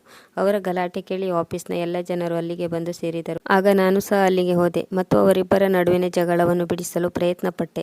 ಆಗ ಆ ಕ್ಲೈಂಟ್ ಹೇಳಿದ, ಅರೆ ಮೇಡಮ್, ನೀನು ನನ್ನ ಮಾತನ್ನು ಮೊದಲೇ ಕೇಳಿದ್ದರೆ ಈ ಬಡಪಾಯಿ ನಿನಗೋಸ್ಕರ ಹೊಡೆದಾಡಲು ರೆಡಿಯಾಗುತ್ತಾ ಇರಲಿಲ್ಲ. ಹಾಗೆಯೇ ನನ್ನ ಇಷ್ಟು ದೊಡ್ಡ ಪ್ರಪೋಸಲನ್ನು ತಳ್ಳಿ ಹಾಕಿದೀಯಾ ಎಂದು ಹೇಳಿ ನನ್ನ ಮೇಲೆ ಹರಿಹಾಯುತ್ತಿದ್ದ ಮತ್ತು ಅನಿಕೇತ್ನಿಗೆ ಹೇಳಿದ, ನೀನು ನನ್ನ ಮೇಲೆ ಕೈ ಮಾಡಿದೆ ಅಲ್ವಾ, ಇದರ ಪರಿಣಾಮ ಒಳ್ಳೆಯದಾಗಲ್ಲ ಎಂದು ಹೇಳುತ್ತಾ ಅವನು ಅಲ್ಲಿಂದ ಹೊರಟು ಹೋದ. ಆದರೆ ಅವನು ಅನಿಕೇತ್ನ ಮೇಲೆ ತುಂಬ ಸಿಟ್ಟು ಮಾಡಿಕೊಂಡಿದ್ದ. ನಾನು ಅನಿಕೇತ್ನಿಗೆ ಹೇಳಿದೆ, ನೀನು ಹೊರಗಡೆ ಇರುವಾಗ ಸ್ವಲ್ಪ ಅಲರ್ಟ್ ಆಗಿರು ಎಂದೆ. ಅನಿಕೇತ್ ಮೊದಲೇ ನಿರಾಶೆಯಲ್ಲಿದ್ದ. ಅವನಿಗೆ ಇದರಿಂದ ಏನೂ ವ್ಯತ್ಯಾಸ ಆಗುತ್ತಿರಲಿಲ್ಲ. ನನಗೆ ಯಾರಾದರೂ ಏನಾದರೂ ಮಾಡಬಹುದು ಎಂದು 2 ದಿನಗಳವರೆಗೆ ಅವನು ನನ್ನ ಕಾವಲು ಕಾಯುತ್ತಿದ್ದ. 2 ದಿನಗಳವರೆಗೆ ಎಲ್ಲವೂ ಸರಿಯಾಗಿ ಇತ್ತು. ಅದಕ್ಕಾಗಿ ಅವನು ಈಗ ನಿಶ್ಚಿಂತೆಯಿಂದ ಇದ್ದ. ಆದರೆ 3ನೇ ದಿನ ಆ ಕ್ಲೈಂಟ್ನ ಗೂಂಡಾಗಳು ಅನಿಕೇತ್ನಿಗೆ ಎಷ್ಟು ಹೊಡೆದರೆಂದರೆ ಅನಿಕೇತ್ನು ಆಸ್ಪತ್ರೆಯಲ್ಲಿ ಅಡ್ಮಿಟ್ ಆದನು. ಅನಿಕೇತ್ ಯಾವಾಗ ಆಫೀಸಿಗೆ ಬರಲಿಲ್ಲವೋ ಆಗ ನಾನು ಅಂದುಕೊಂಡೆ ಅವನಿಗೆ ಯಾವುದೋ ಪರ್ಸನಲ್ ಕೆಲಸ ಇರಬಹುದು ಎಂದು. ಆದರೆ 4 ದಿನ ಕಳೆದ ಮೇಲೆಯೂ ಅವನು ಬರದಿದ್ದುದನ್ನು ನೋಡಿ ನನಗೆ ಚಿಂತೆಯಾಯಿತು. ಅವನು ಆಫೀಸಿಗೆ ಯಾಕೆ ಬರುತ್ತಿಲ್ಲ ಎಂದು PA ಹತ್ತಿರ ಕೇಳಿದೆ. ಏನು ವಿಷಯ ಸೂರಜ್, ಅನಿಕೇತ್ ಯಾಕೆ ಆಫೀಸಿಗೆ ಬರ್ತಾ ಇಲ್ಲ ಎಂದೆ. ಆಗ ಸೂರಜ್ ಹೇಳಿದ, ಮೇಡಮ್, ಆ ಕ್ಲೈಂಟ್ನ ಗೂಂಡಾಗಳು ಅವನಿಗೆ ಎಷ್ಟು ಹೊಡೆದಿದ್ದಾರೆಂದರೆ ಅವನು ಈಗ ಸಾವು ಬದುಕಿನ ಮಧ್ಯೆ ಹೋರಾಡುತ್ತಿದ್ದಾನೆ ಎಂದನು. ಸೂರಜ್ ಇಷ್ಟು ಹೇಳುತ್ತಿದ್ದಂತೆ ನಾನು ಬ್ಯಾಗನ್ನು ಹಿಡಿದು ಆಸ್ಪತ್ರೆಯ ಕಡೆಗೆ ಓಡಿದೆ. ಅಲ್ಲಿನ ಆ ದೃಶ್ಯ ನೋಡಿ ನನಗೆ ಪ್ರಜ್ಞೆ ಇಲ್ಲದ ಹಾಗೆ ಆಯಿತು. ಅನಿಕೇತ್ ICUನಲ್ಲಿ ಇದ್ದ. ಅವನಿಗೆ ಪ್ರಜ್ಞೆ ಇರಲಿಲ್ಲ. ಅವನ ಜೊತೆ ಯಾರೂ ಇರಲಿಲ್ಲ. ಆಗ ನಾನು ಒಂದು ನರ್ಸ್ಗೆ ಕೇಳಿದೆ. ಆಗ ಅವಳು ಹೇಳಿದ್ದಳು, ಇವತ್ತು ಕೋರ್ಟ್ನಲ್ಲಿ ಅನಿಕೇತ್ನ ತಂಗಿಯ ಬಗ್ಗೆ ತೀರ್ಪು ನೀಡಲಾಗುತ್ತಿದೆ. ಅವಳ ಅತ್ತೆಯ ಮನೆಯವರು ಅವಳ ಮೇಲೆ ಕೇಸ್ ಮಾಡಿದ್ದಾರೆ. ಇವತ್ತು ಅದರ ತೀರ್ಪು ಕೊಡಲಿದ್ದಾರೆ. ಇದಕ್ಕಾಗಿ ಆಶಾಳ ಜೊತೆಗೆ ಅವಳ ಮಮ್ಮಿ ಪಪ್ಪನು ಕೋರ್ಟಿಗೆ ಹೋಗಿದ್ದಾರೆ ಮತ್ತು ನರ್ಸ್ ಅನಿಕೇತ್ನನ್ನು ಚೆನ್ನಾಗಿ ನೋಡಿಕೊಳ್ಳಲಿ ಎಂದು ನರ್ಸಿಗೆ ಎಲ್ಲ ವಿಷಯವನ್ನು ಇವರು ಮೊದಲೇ ಹೇಳಿದ್ದರು. ನರ್ಸ್ ಹೇಳಿದ ಮಾತನ್ನು ಕೇಳಿ ನನಗೆ ತುಂಬ ಆಶ್ಚರ್ಯವಾಯಿತು. ಅನಿಕೇತ್ನ ತಂದೆ ತಾಯಿ ಎಷ್ಟರ ಮಟ್ಟಿಗೆ ಕೀಳು ಮಟ್ಟಕ್ಕೆ ಇಳಿದಿದ್ದಾರೆ ಎಂದು. ನಾನು ಅನಿಕೇತ್ನ ಕಡೆಗೆ ನಡೆದೆ ಮತ್ತು ಡಾಕ್ಟರ್ ಪರ್ಮಿಷನ್ ತೆಗೆದುಕೊಂಡು ICU ಒಳಗಡೆ ಹೋದೆ. ಅನಿಕೇತ್ನ ಕೈಯನ್ನು ಹಿಡಿದುಕೊಂಡು ಅಳುತ್ತಾ ಕುಳಿತುಕೊಂಡೆ. ನನ್ನ ಕಣ್ಣೀರು ಜಾರಿ ಕೆನ್ನೆಯ ಮೇಲೆ ಇಳಿಯುತ್ತಿತ್ತು. ತಕ್ಷಣ ಕಣ್ಣೀರನ್ನು ಒರೆಸಿಕೊಂಡು ಹೇಳಿದೆ, ಯಾಕೆ ಅನಿಕೇತ್, ನೀನು ನನಗೋಸ್ಕರ ನಿನ್ನ ಜೀವವನ್ನು ಅಪಾಯದಲ್ಲಿ ಸಿಲುಕಿಸಿಕೊಂಡೆ. ನನ್ನ ಕೈ ಸ್ಪರ್ಶವಾಗುತ್ತಿದ್ದ ಹಾಗೆ ಅನಿಕೇತ್ ಕಣ್ಣನ್ನು ತೆರೆದ ಮತ್ತು ಜೋರಾಗಿ ಚೀರಲು ಶುರು ಮಾಡಿದ.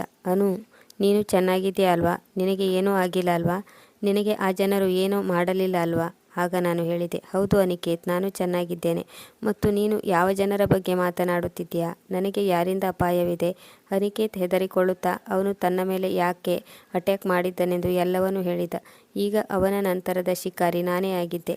ನಾನು ಅನಿಕೇತ್ಗೆ ನಿನಗೆ ಏನೂ ಆಗದ ಹಾಗೆ ಕಾಪಾಡುತ್ತೇನೆ ಮತ್ತು ನನ್ನ ರಕ್ಷಣೆಯನ್ನು ಸಹ ನಾನು ಮಾಡಿಕೊಳ್ಳುತ್ತೇನೆ. ಅದಕ್ಕೋಸ್ಕರ ನೀನು ಯಾವುದೇ ರೀತಿಯ ಟೆನ್ಷನ್ ಮಾಡಿಕೊಳ್ಳುವ ಅವಶ್ಯಕತೆ ಇಲ್ಲ ಎಂದು ಆಶ್ವಾಸನೆ ನೀಡಿದೆ.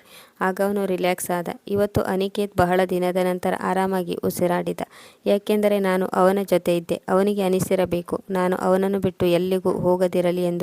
ಆದರೆ ಹೇಳುವುದಕ್ಕೆ ಹೆದರಿಕೊಳ್ಳುತ್ತಿದ್ದ. ಯಾಕೆಂದರೆ ಅವನು ಒಬ್ಬ ಮಾಮೂಲಿಯ ಕ್ಲರ್ಕ್ ಆಗಿದ್ದ ಮತ್ತು ನಾನು ಎತ್ತರದ ಹುದ್ದೆಯಲ್ಲಿ ಕುಳಿತಿರುವ ಇಡೀ ಜಿಲ್ಲೆಯ ಕಲೆಕ್ಟರ್ ಆಗಿದ್ದೆ.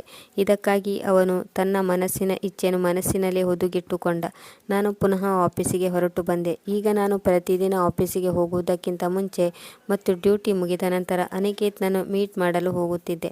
ಇದರ ಹೊರತಾಗಿ ಅವನಿಗೆ ದಿನದಲ್ಲಿ ಲಂಚ್ ಟೈಮಲ್ಲಿ ಅಥವಾ ಯಾವಾಗ ಸಮಯ ಸಿಗುತ್ತೋ ಆಗಲೂ ಸಹ ಅನಿಕೇತ್ನನ್ನು ಮೀಟ್ ಮಾಡಲು ಹಾಸ್ಪಿಟ್ಲಿಗೆ ಹೋಗುತ್ತಿದ್ದರಿಂದ ಹಾಸ್ಪಿಟಲ್ನಲ್ಲಿರುವ ಸ್ಟಾಫ್ ಎಲ್ಲರೂ ನನ್ನ ಮತ್ತು ಅನಿಕೇತ್ನ ಬಗ್ಗೆ ಗುಸುಗುಸು ಮಾತನಾಡಲು ಶುರು ಮಾಡಿದರು.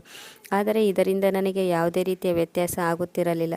ಒಂದು ದಿನ ಅನಿಕೇತ್ನನ್ನು ಮೀಟ್ ಆಗಲು ಆಸ್ಪತ್ರೆಗೆ ಹೋಗಿದ್ದೆ. ಅಲ್ಲಿ ಆಶಾ ಮತ್ತು ಅತ್ತೆ ಮಾವ ಇದ್ದರು. ಅವರನ್ನು ನೋಡಿದರೆ ತುಂಬ ದಿನಗಳಿಂದ ಅವರು ಸರಿಯಾಗಿ ಊಟ ಸಹ ಮಾಡಿರಲಿಲ್ಲ ಎಂದು ಅನಿಸುತ್ತಿತ್ತು. ಆಗ ನಾನು ಆಶಾಳಿಗೆ, ಆಶಾ ನೀವೆಲ್ಲರೂ ಹೇಗಿದ್ದೀರಾ ಎಂದು ಅವರ ಯೋಗಕ್ಷೇಮವನ್ನು ವಿಚಾರಿಸಿದೆ. ಆಗ ಅವಳು ನನ್ನನ್ನು ಗಟ್ಟಿಯಾಗಿ ಹಿಡಿದುಕೊಂಡು ಬಿಕ್ಕಿ ಬಿಕ್ಕಿ ಅಳಲು ಶುರು ಮಾಡಿದಳು ಮತ್ತು ಹೇಳಿದಳು, ನಾನು ಅಮ್ಮನ ಮಾತು ಕೇಳಿ ನಾನೇ ನನ್ನ ಕಾಲ ಮೇಲೆ ಕಲ್ಲು ಚಪ್ಪಡಿ ಎಳೆದುಕೊಂಡೆ. ನಾನು ಎಷ್ಟು ಹಣವನ್ನು ಸುರೇಂದ್ರನ ಹತ್ರ ಕೇಳಿದ್ದೇನೋ ಅಷ್ಟು ಹಣವನ್ನು ನಾನು ಸುರೇಂದ್ರನಿಗೆ ನೀಡಬೇಕು. ಯಾಕೆಂದರೆ ನಾನು ಸುಳ್ಳು ಹೇಳಿ ಕೋರ್ಟಿನ ಸಮಯವನ್ನು ಹಾಳು ಮಾಡಿದ್ದೇನೆ ಮತ್ತು ಸುರೇಂದ್ರನ ಮೇಲೆ ಸುಳ್ಳಿನ ಅಪವಾದ ಮಾಡಿದ್ದೇನೆ ಎಂದು. ಸುರೇಂದ್ರ ಯಾವ ತಪ್ಪು ಮಾಡಿರಲಿಲ್ಲ. ಅದಕ್ಕಾಗಿ ಅವನಿಗೆ ಅಷ್ಟೆಲ್ಲ ಹಣವನ್ನು ನೀಡುವ ಸಲುವಾಗಿ ಅಪ್ಪ ಅಮ್ಮ ನಾವಿರುವ ಮನೆಯನ್ನು ಸಹ ಮಾರಾಟ ಮಾಡಬೇಕಾಯಿತು.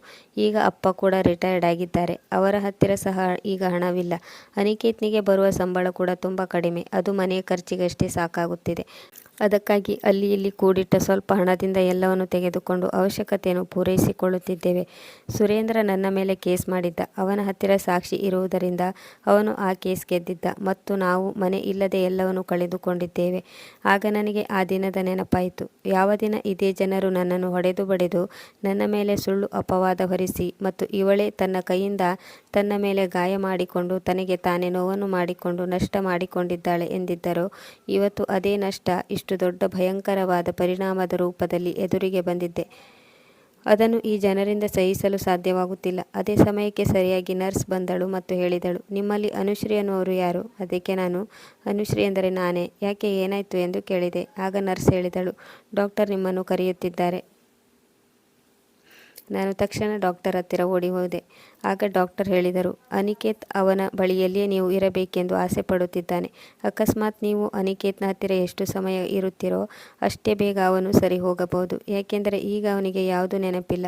ಅವನಿಗೆ ನೆನಪಿರುವುದು ಅನು ಎನ್ನುವ ಹೆಸರು ಮಾತ್ರ. ಅವನ ಹತ್ತಿರ ನೀವು ಇರುವುದರಿಂದ ಅವನ ಯೋಚನೆ ಬದಲಾಗುತ್ತೆ ಮತ್ತು ಅವನ ಒಳಗೆ ಜೀವಿಸುವ ಆಶಾಕಿರಣ ಮೂಡುತ್ತೆ ಮತ್ತು ಸಕಾರಾತ್ಮಕವಾದ ಯೋಚನೆಗಳು ಅವನ ಮನಸ್ಸಿನಲ್ಲಿ ಬರುತ್ತವೆ. ಇದಕ್ಕಾಗಿ ಅವನು ಬೇಗ ಗುಣವಾಗಲಿ ಎಂದು ನೀವು ಬಯಸುವುದಾದರೆ ನೀವು ಎಷ್ಟು ಸಾಧ್ಯವೋ ಅಷ್ಟು ಸಮಯ ಅವನೊಟ್ಟಿಗೆ ಇರಬೇಕು. ನಾನು ಡಾಕ್ಟರ್ಗೆ ಆಶ್ವಾಸನೆ ಕೊಟ್ಟೆ. ನಾನು ಎಷ್ಟು ಸಾಧ್ಯವೋ ಅಷ್ಟು ಪ್ರಯತ್ನಿಸುತ್ತೇನೆ. ಹೆಚ್ಚಿನ ಸಮಯ ಅನಿಕೇತ್ನ ಹತ್ತಿರ ಇರುತ್ತೇನೆ ಎಂದು. ಈಗ ನಾನು ದಿನದ ಬಹಳಷ್ಟು ಸಮಯ ಅನಿಕೇತ್ನ ಹತ್ತಿರವೇ ಇರುತ್ತಿದ್ದೆ. ನಮ್ಮಿಬ್ಬರ ನಡುವೆ ಈಗ ಮಾತುಕತೆ ಆಗುತ್ತಿತ್ತು. ಮಾತಿನಲ್ಲೂ ಅನಿಕೇತ್ ಹೇಳುತ್ತಿದ್ದ, ಅನು, ನೀನು ನನ್ನನ್ನು ಬಿಟ್ಟು ಯಾಕೆ ಹೊರಟು ಹೋದೆ? ನೀನು ನನ್ನ ಹತ್ತಿರನೇ ಇದ್ದಿದ್ದರೆ ಇವತ್ತು ನನ್ನ ಸ್ಥಿತಿ ಈ ರೀತಿ ಆಗುತ್ತಿರಲಿಲ್ಲ ಎಂದನು. ಅದಕ್ಕೆ ನಾನು ಹೇಳಿದೆ, ಯಾಕೆ, ನಿಮ್ಮ ಹೆಂಡತಿ ಇಲ್ವಾ ನಿಮ್ಮನ್ನು ನೋಡಿಕೊಳ್ಳಲು? ನಿಮ್ಮ ತಂದೆ ತಾಯಿ ಹೇಳುತ್ತಿದ್ದರಲ್ಲ, ಈ ಬಡವ ಬಿಕಾರಿಯ ಮಗಳನ್ನು ಮನೆಯಿಂದ ಹೊರಗೆ ಹಾಕುತ್ತಿದ್ದ ಹಾಗೆ ಅವರು ಯಾವುದಾದರೂ ಶ್ರೀಮಂತರ ಮನೆ ಹುಡುಗಿಯನ್ನು ನಿಮ್ಮ ಜೊತೆಗೆ ಮದುವೆ ಮಾಡಿಸುತ್ತೇನೆ ಎಂದು. ಯಾಕೆ, ನೀವು ಮದುವೆ ಆಗಿದ್ದೀರೋ ಅಥವಾ ಇಲ್ಲವೋ ಎಂದೆ. ಅದಕ್ಕೆ ಅನಿಕೇತ್, ಅರೇ, ಯಾವ ಮದುವೆ, ಯಾರ ಜೊತೆಗೆ? ನನ್ನ ಮದುವೆ ಆಗಿ ಹೋಗಿದೆ. ಹೀಗಿರುವಾಗ ನಾನು ಪುನಃ ಎರಡನೇ ಮದುವೆಯನ್ನು ಏಕೆ ಮಾಡಿಕೊಳ್ಳಬೇಕು ಎಂದ. ಅದಕ್ಕೆ ನಾನು, ಹೌದಾ, ಹಾಗಾದರೆ ಆ ಡೈವರ್ಸ್ ಪೇಪರ್ ಯಾರು ಕಳುಹಿಸಿದ್ದು?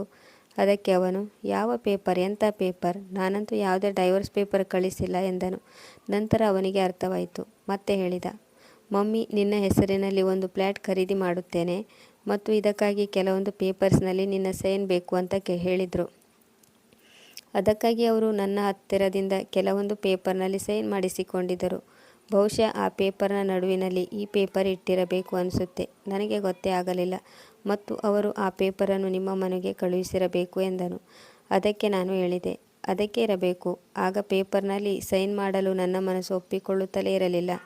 ಅದಕ್ಕಾಗಿ ನಾನು ಆ ಎಲ್ಲ ಪೇಪರನ್ನು ತುಂಡು ಮಾಡಿ ಎಸೆದೆ. ನಾನು ಆ ಪೇಪರ್ನಲ್ಲಿ ಸೈನ್ ಮಾಡದಿದ್ದದ್ದು ಒಳ್ಳೆಯದೇ ಆಯಿತು. ಇಲ್ಲದಿದ್ದರೆ ಎಂದು ಹೇಳಿ ನಾನು ಸುಮ್ಮನಾದೆ. ಅನಿಕೇತ್ನು ಸಹ ಜಾಸ್ತಿ ಏನೂ ಹೇಳಲಿಲ್ಲ ಮತ್ತು ನಮ್ಮಿಬ್ಬರ ಕಣ್ಣಿನಲ್ಲೂ ನೀರು ತುಂಬಿತ್ತು. ಸಮಯ ಹೀಗೆ ಕಳೆಯುತ್ತಾ ಇತ್ತು. ಅನಿಕೇತ್ನ ತಂದೆ ತಾಯಿ ಮತ್ತು ತಂಗಿ ಒಂದೊಂದು ಸಾರಿ ಬಸ್ ಸ್ಟ್ಯಾಂಡ್ನಲ್ಲಿ, ಒಂದೊಂದು ಸಾರಿ ರೈಲ್ವೆ ಸ್ಟೇಷನ್ನಲ್ಲಿ ತಮ್ಮ ದಿನವನ್ನು ತಳ್ಳುತ್ತಿದ್ದರು. ಯಾಕೆಂದರೆ ಮನೆ ಅಷ್ಟೇ ಅಲ್ಲ, ಜಮೀನನ್ನು ಕೂಡ ಮಾರಾಟ ಮಾಡಿದ್ದರು. ಈಗ ಅವರು ನಿರಾಶ್ರಿತರಾಗಿ ಅಲ್ಲಿ ಇಲ್ಲಿ ಸುತ್ತುತ್ತಿದ್ದರು. ಈಗ ಅನಿಕೇತ್ ಸರಿ ಹೋಗಿದ್ದ. ಅವನನ್ನು ಆಸ್ಪತ್ರೆಯಿಂದ ಡಿಸ್ಚಾರ್ಜ್ ಮಾಡಿಸಿದರು. ಈಗ ಅವನಿಗೆ ಒಂದು ಸಮಸ್ಯೆಯಾಗಿತ್ತು. ಅವನು ಆಸ್ಪತ್ರೆಯಿಂದ ಈಗ ಎಲ್ಲಿ ಹೋಗುವುದು ಎಂದು ಆಗ ಅವನು ನನ್ನ ಹತ್ತಿರ ಕೇಳಿದ, ಮಮ್ಮಿ ಪಪ್ಪ ನನ್ನನ್ನು ಮೀಟ್ ಮಾಡಲು ಯಾಕೆ ಬರುತ್ತಿಲ್ಲ? ಈಗ ನಾನು ಎಲ್ಲಿಗೆ ಹೋಗಲಿ? ಅವರಿಗೆ ನನ್ನ ಬಗ್ಗೆ ಕಿಂಚಿತ್ತೂ ಚಿಂತೆ ಇಲ್ಲ. ಅವರಿಗೆ ನನ್ನ ಬಗ್ಗೆ ಯೋಚನೆಯೇ ಇಲ್ಲ ಎಂದು ಅನಿಸುತ್ತೆ. ಆಗ ನಾನು ಹೇಳಿದೆ, ಅನಿಕೇತ್, ನಿನ್ನ ಮನೆಯವರೆಲ್ಲ ಅಲ್ಲಿಂದಿಲ್ಲಿ ಇಲ್ಲಿಂದಲ್ಲಿ ಸುತ್ತುತ್ತಿದ್ದಾರೆ. ಯಾಕೆಂದರೆ ಅವರು ಸುರೇಂದ್ರನ ಮೇಲೆ ಎಷ್ಟು ಹಣದ ಚಾರ್ಜ್ ಮಾಡಿದ್ದರೋ ಅಷ್ಟು ಹಣದ ಚಾರ್ಜನ್ನು ಸುರೇಂದ್ರ ಇವರ ಮೇಲೆ ಮಾಡಿದ್ದ. ಯಾಕೆಂದರೆ ಇವರ ಅಪರಾಧಕ್ಕೆ ಸಾಕ್ಷಿ ಸುರೇಂದ್ರನ ಹತ್ತಿರ ಇತ್ತು. ಅದನ್ನು ತುಂಬುವ ಸಲುವಾಗಿ ಇವರು ತಮ್ಮ ಮನೆ, ಜಾಗ ಎಲ್ಲವನ್ನು ಮಾರಾಟ ಮಾಡಿದ್ದರು. ಈಗ ಅವರು ರೈಲ್ವೆ ಸ್ಟೇಷನ್ನಲ್ಲಿ ಉಳಿಯುತ್ತಿದ್ದಾರೆ. ತಮ್ಮ ಮನೆಯವರ ಬಗ್ಗೆ, ಅವರ ಸ್ಥಿತಿಯ ಬಗ್ಗೆ ಕೇಳಿ ಅನಿಕೇತ್ನ ಕಣ್ಣು ಒದ್ದೆಯಾದವು. ಈಗ ತಾನು ಎಲ್ಲಿಗೆ ಹೋಗಬೇಕೆನ್ನುವುದೇ ಅವನಿಗೆ ತೋಚುತ್ತಿರಲಿಲ್ಲ. ಆದರೆ ನನಗೆ ಅವನ ಮನಸ್ಥಿತಿ ಅರ್ಥವಾಯಿತು. ಅವನು ಏನು ಹೇಳುವುದಕ್ಕಿಂತ ಮುಂಚೆ ನಾನೇ ಹೇಳಿದೆ, ಅನಿಕೇತ್, ನಿನಗೆ ಏನು ತೊಂದರೆ ಇಲ್ಲ ಅಂತಾದರೆ ನೀನು ನನ್ನ ಜೊತೆಗೆ ನನ್ನ ಮನೆಗೆ ಬರುವೆಯಾ ಎಂದು ಕೇಳಿದೆ. ಅದಕ್ಕೆ ಅನಿಕೇತ್ ಹಾ ಎಂದು ತಲೆ ಅಲ್ಲಾಡಿಸಿದ. ಅವನ ಕಣ್ಣಲ್ಲಿ ನೀರು ತುಂಬಿಕೊಂಡಿತ್ತು ಮತ್ತು ಅವನು ನನ್ನ ಜೊತೆಗೆ ನಮ್ಮ ಮನೆಗೆ ಹೊರಟು ಬಂದ. ಅನಿಕೇತ್ ನನ್ನ ಜೊತೆಗೆ ಬಂದಿದ್ದನ್ನು ನೋಡಿ ಅಪ್ಪ ತುಂಬ ಸಂತೋಷಪಟ್ಟುಕೊಂಡರು. ಅವರು ನಮ್ಮನ್ನು ಒಳ್ಳೆಯ ರೀತಿಯಿಂದ ಸ್ವಾಗತ ಮಾಡಿದರು. ಅನಿಕೇತ್ ತನ್ನಿಂದಾದ ತಪ್ಪಿಗೆ ಅಪ್ಪನಲ್ಲಿ ಮತ್ತು ನನ್ನಲ್ಲಿ ಕೈ ಮುಗಿದು ಕ್ಷಮೆ ಕೇಳಿದನು ಮತ್ತು ಹೇಳಿದನು, ನನ್ನಿಂದ ದೊಡ್ಡ ತಪ್ಪಾಗಿ ಹೋಗಿದೆ. ನನಗೆ ನಮ್ಮ ಮನೆಯಲ್ಲಿ ಏನಾಗುತ್ತಿದೆ ಮತ್ತು ಅದರ ಸತ್ಯ ಏನು ಎಂದು ಗೊತ್ತೇ ಆಗಲಿಲ್ಲ ಮತ್ತು ಅನು ಬಗ್ಗೆ ತಪ್ಪು ತಿಳಿದುಕೊಂಡೆ. ಅದಕ್ಕಾಗಿ ನನ್ನನ್ನು ಕ್ಷಮಿಸಿ. ನಾವಿಬ್ಬರೂ ಅವನನ್ನು ಕ್ಷಮಿಸಿದೆವು. ಯಾಕೆಂದರೆ ಅವನು ಬೇರೆಯವರು ಹೇಳಿದ ಮಾತನ್ನು ಕೇಳಿ ತಪ್ಪು ಮಾಡಿದ್ದ ಮತ್ತು ಪಶ್ಚಾತ್ತಾಪದ ಬೆಂಕಿಯಲ್ಲಿ ಬೇಯುತ್ತಿರುವುದನ್ನು ನೋಡಿದ್ದೆವು.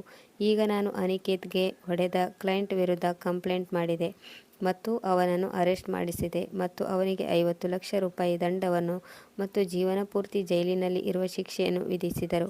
ಕೆಲವು ದಿನಗಳ ನಂತರ ಅನಿಕೇತ್ ನನ್ನ ಬಳಿ ಹೇಳಿದ, ಇಲ್ಲಿ ನಾನೇನು ಸುಖವಾಗಿ ಇದ್ದೇನೆ, ಆದರೆ ಪಪ್ಪ ಮಮ್ಮಿ ಅಲ್ಲಿ ಭಿಕಾರಿಗಳಾಗಿ ಅಲೆಯುತ್ತಿದ್ದಾರೆ. ನಾನು ಅವರು ಹೇಗಾದರೂ ಇರಲಿ ಎನ್ನುವಷ್ಟು ಕ್ರೂರಿಯಲ್ಲ. ನಾನು ಅವರ ಮಗ.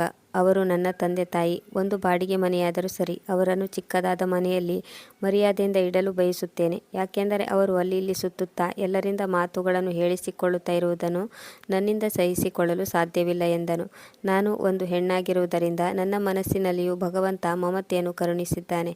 ನನ್ನ ಗಂಡ ಅನಿಕೇತ್ನ ಮಾತನ್ನು ಕೇಳಿ ನನ್ನ ಮನಸ್ಸು ಪರಿವರ್ತನೆಯಾಯಿತು. ಹೌದು ಅನಿಕೇತ್, ನೀನು ಹೇಳುತ್ತಿರುವುದು ಸರಿ. ಒಬ್ಬ ಮಗನಾಗಿ ನೀನು ಅವರ ಹತ್ತಿರ ಖಂಡಿತ ಹೋಗಬೇಕು ಮತ್ತು ಅವರಿಗೆ ಉಳಿಯಲು ಒಂದು ಒಳ್ಳೆಯ ಮನೆಯನ್ನು ಬಾಡಿಗೆಗೆ ತೆಗೆದುಕೋ. ಆದರೆ ನಾನಂತೂ ಖಂಡಿತ ಅಲ್ಲಿಗೆ ಹೋಗಲ್ಲ. ಯಾಕೆಂದರೆ ಅವರು ನನಗೆ ಏನೇನು ಮಾಡಿದ್ದಾರೋ ಅವರನ್ನು ನೋಡುತ್ತಿದ್ದ ಹಾಗೆ ಎಲ್ಲ ದೃಶ್ಯಗಳು ನನ್ನ ಕಣ್ಣ ಮುಂದೆ ಬರುತ್ತವೆ ಎಂದೆ. ಅನಿಕೇತ್ ಸಹ ನನ್ನ ಮೇಲೆ ಯಾವುದೇ ರೀತಿಯ ಪ್ರೆಷರ್ ಹಾಕಲಿಲ್ಲ. ನಾನು ನನ್ನ ಡ್ರೈವರನ್ನು ಅನಿಕೇತ್ನ ಜೊತೆಗೆ ಅವನ ತಂದೆ ತಾಯಿಯನ್ನು ಹುಡುಕಲು ಕಳಿಸಿದೆ. ಅನಿಕೇತ್ ಯಾವಾಗ ತನ್ನ ತಂದೆ ತಾಯಿ ಮತ್ತು ತಂಗಿಯ ಹತ್ತಿರ ತಲುಪಿದನೋ ಆಗ ಅವರು ಅನಿಕೇತ್ನೊಂದಿಗೆ ದೃಷ್ಟಿಗೆ ದೃಷ್ಟಿ ಸೇರಿಸುತ್ತಿರಲಿಲ್ಲ. ಅಪರಾಧಿಯ ಹಾಗೆ ದೃಷ್ಟಿ ಕೆಳಗೆ ಮಾಡಿ ತಲೆ ತಗ್ಗಿಸಿ ನಿಂತಿದ್ದರು. ಅನಿಕೇತ್ನೊಂದಿಗೆ ಏನೂ ಮಾತನಾಡದೆ ತಮ್ಮ ಎಲ್ಲ ಸಾಮಾನುಗಳನ್ನು ಗಾಡಿಯಲ್ಲಿ ತುಂಬಿಸಿದರು. ನಾನು ಅವರಿಗೆ ಬಾಡಿಗೆ ಮನೆಯನ್ನು ಬುಕ್ ಮಾಡಿ ಇಟ್ಟಿದ್ದೆ. ಅವರು ಅಲ್ಲಿಗೆ ಬಂದು ತಲುಪಿದ್ದರು. ಅನಿಕೇತ್ ಒಂದು ಸಲ ತನ್ನ ತಂದೆ ತಾಯಿ ಹತ್ತಿರ ಉಳಿದರೆ ಇನ್ನೊಂದು ಸಾರಿ ನಮ್ಮ ಮನೆಯಲ್ಲಿ ಬಂದು ಉಳಿಯುತ್ತಿದ್ದ. ಒಂದು ದಿನ ಆಶಾಳ ಆರೋಗ್ಯ ತುಂಬ ಹದಗೆಟ್ಟಿತ್ತು. ಅವಳನ್ನು ಹಾಸ್ಪಿಟಲ್ನಲ್ಲಿ ಅಡ್ಮಿಟ್ ಮಾಡಲಾಗಿತ್ತು. ನಾನೇ ಅವಳ ಬಿಲ್ ಪೇ ಮಾಡಿದೆ. ಯಾಕೆಂದರೆ ಅನಿಕೇತ್ನ ಹತ್ತಿರ ಅಷ್ಟೊಂದು ಹಣವಿರಲಿಲ್ಲ. ಆಶಾ ನನ್ನ ಕಾಲನ್ನು ಹಿಡಿದುಕೊಂಡು ಕ್ಷಮೆಯನ್ನು ಕೇಳಿದಳು. ನನ್ನನ್ನು ಕ್ಷಮಿಸಿ. ನಾನು ನಿಮಗೆ ತುಂಬ ಕಿರುಕುಳ ನೀಡಿದ್ದೇನೆ. ಅದೆಲ್ಲ ನನ್ನಿಂದಲೇ ಆಗಿದ್ದು. ನಾನು ಮನಸ್ಸು ಮಾಡಿದರೆ ಮಮ್ಮಿ ಪಪ್ಪ ಅದೆಲ್ಲ ಮಾಡುವುದನ್ನು ತಪ್ಪಿಸಬಹುದಾಗಿತ್ತು. ಆದರೆ ನಾನೇ ಜಾಸ್ತಿ ಅವರಿಗೆ ಪ್ರೋತ್ಸಾಹ ನೀಡಿದ್ದೆ. ಪ್ಲೀಸ್ ಅತ್ತಿಗೆ, ನನ್ನನ್ನು ಕ್ಷಮಿಸಿ. ಇದೇ ಉದ್ದೇಶದಿಂದ ನಾನು ನನ್ನ ಗಂಡನ ಮನೆಯಲ್ಲಿ ಸ್ವಲ್ಪ ದಿನ ಇದ್ದು ನಂತರ ಅವರ ಮೇಲೆ ವರದಕ್ಷಿಣೆ ಮತ್ತು ಶಾರೀರಿಕ ಮತ್ತು ಮಾನಸಿಕವಾಗಿ ಹಿಂಸೆಯನ್ನು ನೀಡುತ್ತಿದ್ದಾರೆ ಎಂದು ಕೇಸ್ ಮಾಡಿ ನನ್ನ ಗಂಡನಿಂದ ಒಳ್ಳೆಯ ರೀತಿಯಲ್ಲಿ ಹಣವನ್ನು ಕಿತ್ತುಕೊಂಡು ತವರು ಮನೆಯಲ್ಲಿ ಎಂಜಾಯ್ ಮಾಡುತ್ತಾ ಆರಾಮ್ ತೆಗೆದುಕೊಳ್ಳಬಹುದು ಎಂದು ಅಂದುಕೊಂಡಿದ್ದೆ ಮತ್ತು ನಾವಿಬ್ಬರು ಅಮ್ಮ ಮಗಳು ಅದೇ ಹಣದಿಂದ ಐಷಾರಾಮಿ ಜೀವನವನ್ನು ಆರಾಮಾಗಿ ಕಳೆಯಬಹುದು ಎಂದು ಅಂದುಕೊಂಡಿದ್ದೆವು. ಆದರೆ ನಮ್ಮ ನಸೀಬ್ ಕೆಟ್ಟದಾಗಿತ್ತು. ಯಾಕೆಂದರೆ ಅದೇ ದಿನ ನನ್ನ ಮೊಬೈಲ್ ಕೆಟ್ಟು ಹೋಗಿತ್ತು. ಆಗ ನಾನು ನನ್ನ ಗಂಡನ ಮೊಬೈಲ್ ತೆಗೆದುಕೊಂಡು ಅಮ್ಮನ ಜೊತೆ ಮಾತನಾಡುತ್ತಿದ್ದೆ. ಆದರೆ ಆ ಮೊಬೈಲ್ನಿಂದ ಎಲ್ಲ ಕಾಲ್ಗಳ ರೆಕಾರ್ಡ್ ಆಗುತ್ತಿತ್ತು. ಪ್ರಾರಂಭದ ದಿನಗಳಲ್ಲಿ ಆ ರೀತಿ ರೆಕಾರ್ಡ್ ಆಗುವ ಬಗ್ಗೆ ನನ್ನ ಗಂಡನಿಗೂ ಗೊತ್ತಿರಲಿಲ್ಲ. ಆದರೆ ನಾನು ನನ್ನ ಗಂಡನಿಗೆ ಗೊತ್ತಿಲ್ಲದೆ ಅಮ್ಮನೊಂದಿಗೆ ಮಾತನಾಡುತ್ತಿದ್ದೆ ಮತ್ತು ನನ್ನ ಗಂಡನ ಮನೆಯವರ ವಿರುದ್ಧವಾಗಿ ಷಡ್ಯಂತ್ರಗಳನ್ನು ರಚಿಸುತ್ತಿದ್ದೆ. ಆದರೆ ಯಾವುದೇ ಒಂದು ರೆಕಾರ್ಡಿಂಗ್ ಚೆಕ್ ಮಾಡಲು ನನ್ನ ಗಂಡ ತನ್ನ ಮೊಬೈಲನ್ನು ಓಪನ್ ಮಾಡಿದ. ಆಗ ಅವನಿಗೆ ನಾನು ಮಾತನಾಡುವ ಶಬ್ದ ಕೇಳಿಸಿತು. ಅವನು ಆ ಎಲ್ಲ ರೆಕಾರ್ಡನ್ನು ಕೇಳಿದನು. ಆಗ ಅವನಿಗೆ ಗೊತ್ತಾಯಿತು ನಾನು ಅವನ ಹತ್ತಿರ ಮತ್ತು ಅವನ ಮನೆಯವರೊಂದಿಗೆ ಯಾಕೆ ದಿನಾಲೂ ಜಗಳ ಮಾಡುತ್ತೇನೆ ಎಂದು. ಯಾಕೆಂದರೆ ಅಮ್ಮ ಫೋನಿನಲ್ಲಿ ಪ್ರತಿದಿನ ಒಂದೊಂದು ಹೊಸ ಹೊಸ ಐಡಿಯಾಗಳನ್ನು ಕೊಡುತ್ತಿದ್ದಳು. ನನ್ನ ಗಂಡ ಸುರೇಂದ್ರನು ಅಷ್ಟೇ ಎಚ್ಚರಿಕೆಯಿಂದ ನನ್ನ ಮತ್ತು ಅಮ್ಮನ ಕಾಲ್ ರೆಕಾರ್ಡನ್ನು ಮತ್ತೊಂದು ಬೇರೆ ಮೊಬೈಲ್ನಲ್ಲಿ ಸೇವ್ ಮಾಡಿ ಇಟ್ಟಿದ್ದ. ಯಾಕೆಂದರೆ ನನ್ನ ವಿರುದ್ಧ ಒಂದು ಸಾಕ್ಷಿ ಇರಲಿ ಎಂದು. ನಂತರ ಸುರೇಂದ್ರನು ನನ್ನಿಂದ ಬೇಸತ್ತು ಡೈವರ್ಸ್ ತೆಗೆದುಕೊಳ್ಳಲು ಕೇಸ್ ಫೈಲ್ ಮಾಡಿದ. ನನಗೆ ಇಷ್ಟು ಮಾತ್ರ ಚೆನ್ನಾಗಿ ಗೊತ್ತಿತ್ತು, ಯಾರು ಫಸ್ಟ್ ಡೈವರ್ಸ್ ಕೇಸ್ ಮಾಡುತ್ತಾರೋ ಅವರು ಕೇಸ್ ಫೈನಲ್ ಆದ ನಂತರ ಜೀವನಾಂಶದ ರೂಪದಲ್ಲಿ ಹಣದ ರಾಶಿಯನ್ನು ಅವರ ಜೀವನಕ್ಕೋಸ್ಕರ ನೀಡುತ್ತಾರೆ ಎಂದು. ಆದರೆ ನನಗೆ ಇದು ಗೊತ್ತಿರಲಿಲ್ಲ, ನಿಜವಾಗ್ಲೂ ಯಾರು ತಪ್ಪಿತಸ್ಥರಾಗಿರುತ್ತಾರೋ ಅವರೇ ಅದನ್ನು ತುಂಬಬೇಕಾಗುತ್ತದೆ ಎಂದು. ಪ್ರಾರಂಭದಲ್ಲಿ ನಾನು ತುಂಬ ಸಂತೋಷವಾಗಿದ್ದೆ.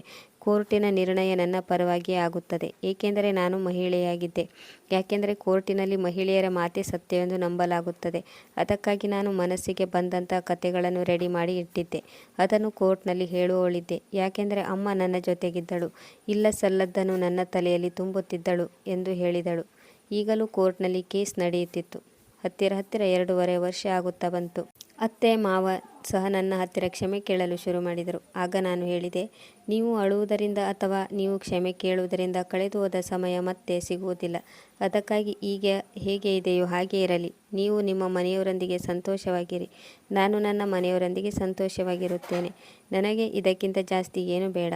ಹಾಗೆ ಹೇಳಿ ನಾನು ಅಲ್ಲಿಂದ ಹೊರಟು ಬಂದೆ. ಈಗ ನಾನು ನನ್ನ ಗಂಡ ಅನಿಕೇತ್ ಮತ್ತು ನನ್ನ ತಂದೆಯೊಂದಿಗೆ ಸುಖ ಶಾಂತಿಯಿಂದ ಜೀವನವನ್ನು ನಡೆಸುತ್ತಿದ್ದೇನೆ ಮತ್ತು ಅನಿಕೇತ್ನ ತಂದೆ ತಾಯಿ ಮತ್ತು ತಂಗಿ ಪಶ್ಚಾತ್ತಾಪದ ಬೆಂಕಿಯಲ್ಲಿ ಬೇಯುತ್ತಿದ್ದಾರೆ. ವೀಕ್ಷಕರೇ, ಈ ಕತೆ ನಿಮಗೆ ಇಷ್ಟವಾಗಿದ್ದಲ್ಲಿ ಇದಕ್ಕೊಂದು ಲೈಕ್ ಕೊಡಿ, ಕಮೆಂಟ್ ಮಾಡಿ ಮತ್ತು ಶೇರ್ ಮಾಡಿ, ಸಬ್ಸ್ಕ್ರೈಬ್ ಮಾಡಿ. ಮುಂದಿನ ಕಥೆಯೊಂದಿಗೆ ಮತ್ತೆ ಭೇಟಿಯಾಗೋಣ. ಕತೆ ಕೇಳಿದ್ದಕ್ಕೆ ಧನ್ಯವಾದಗಳು.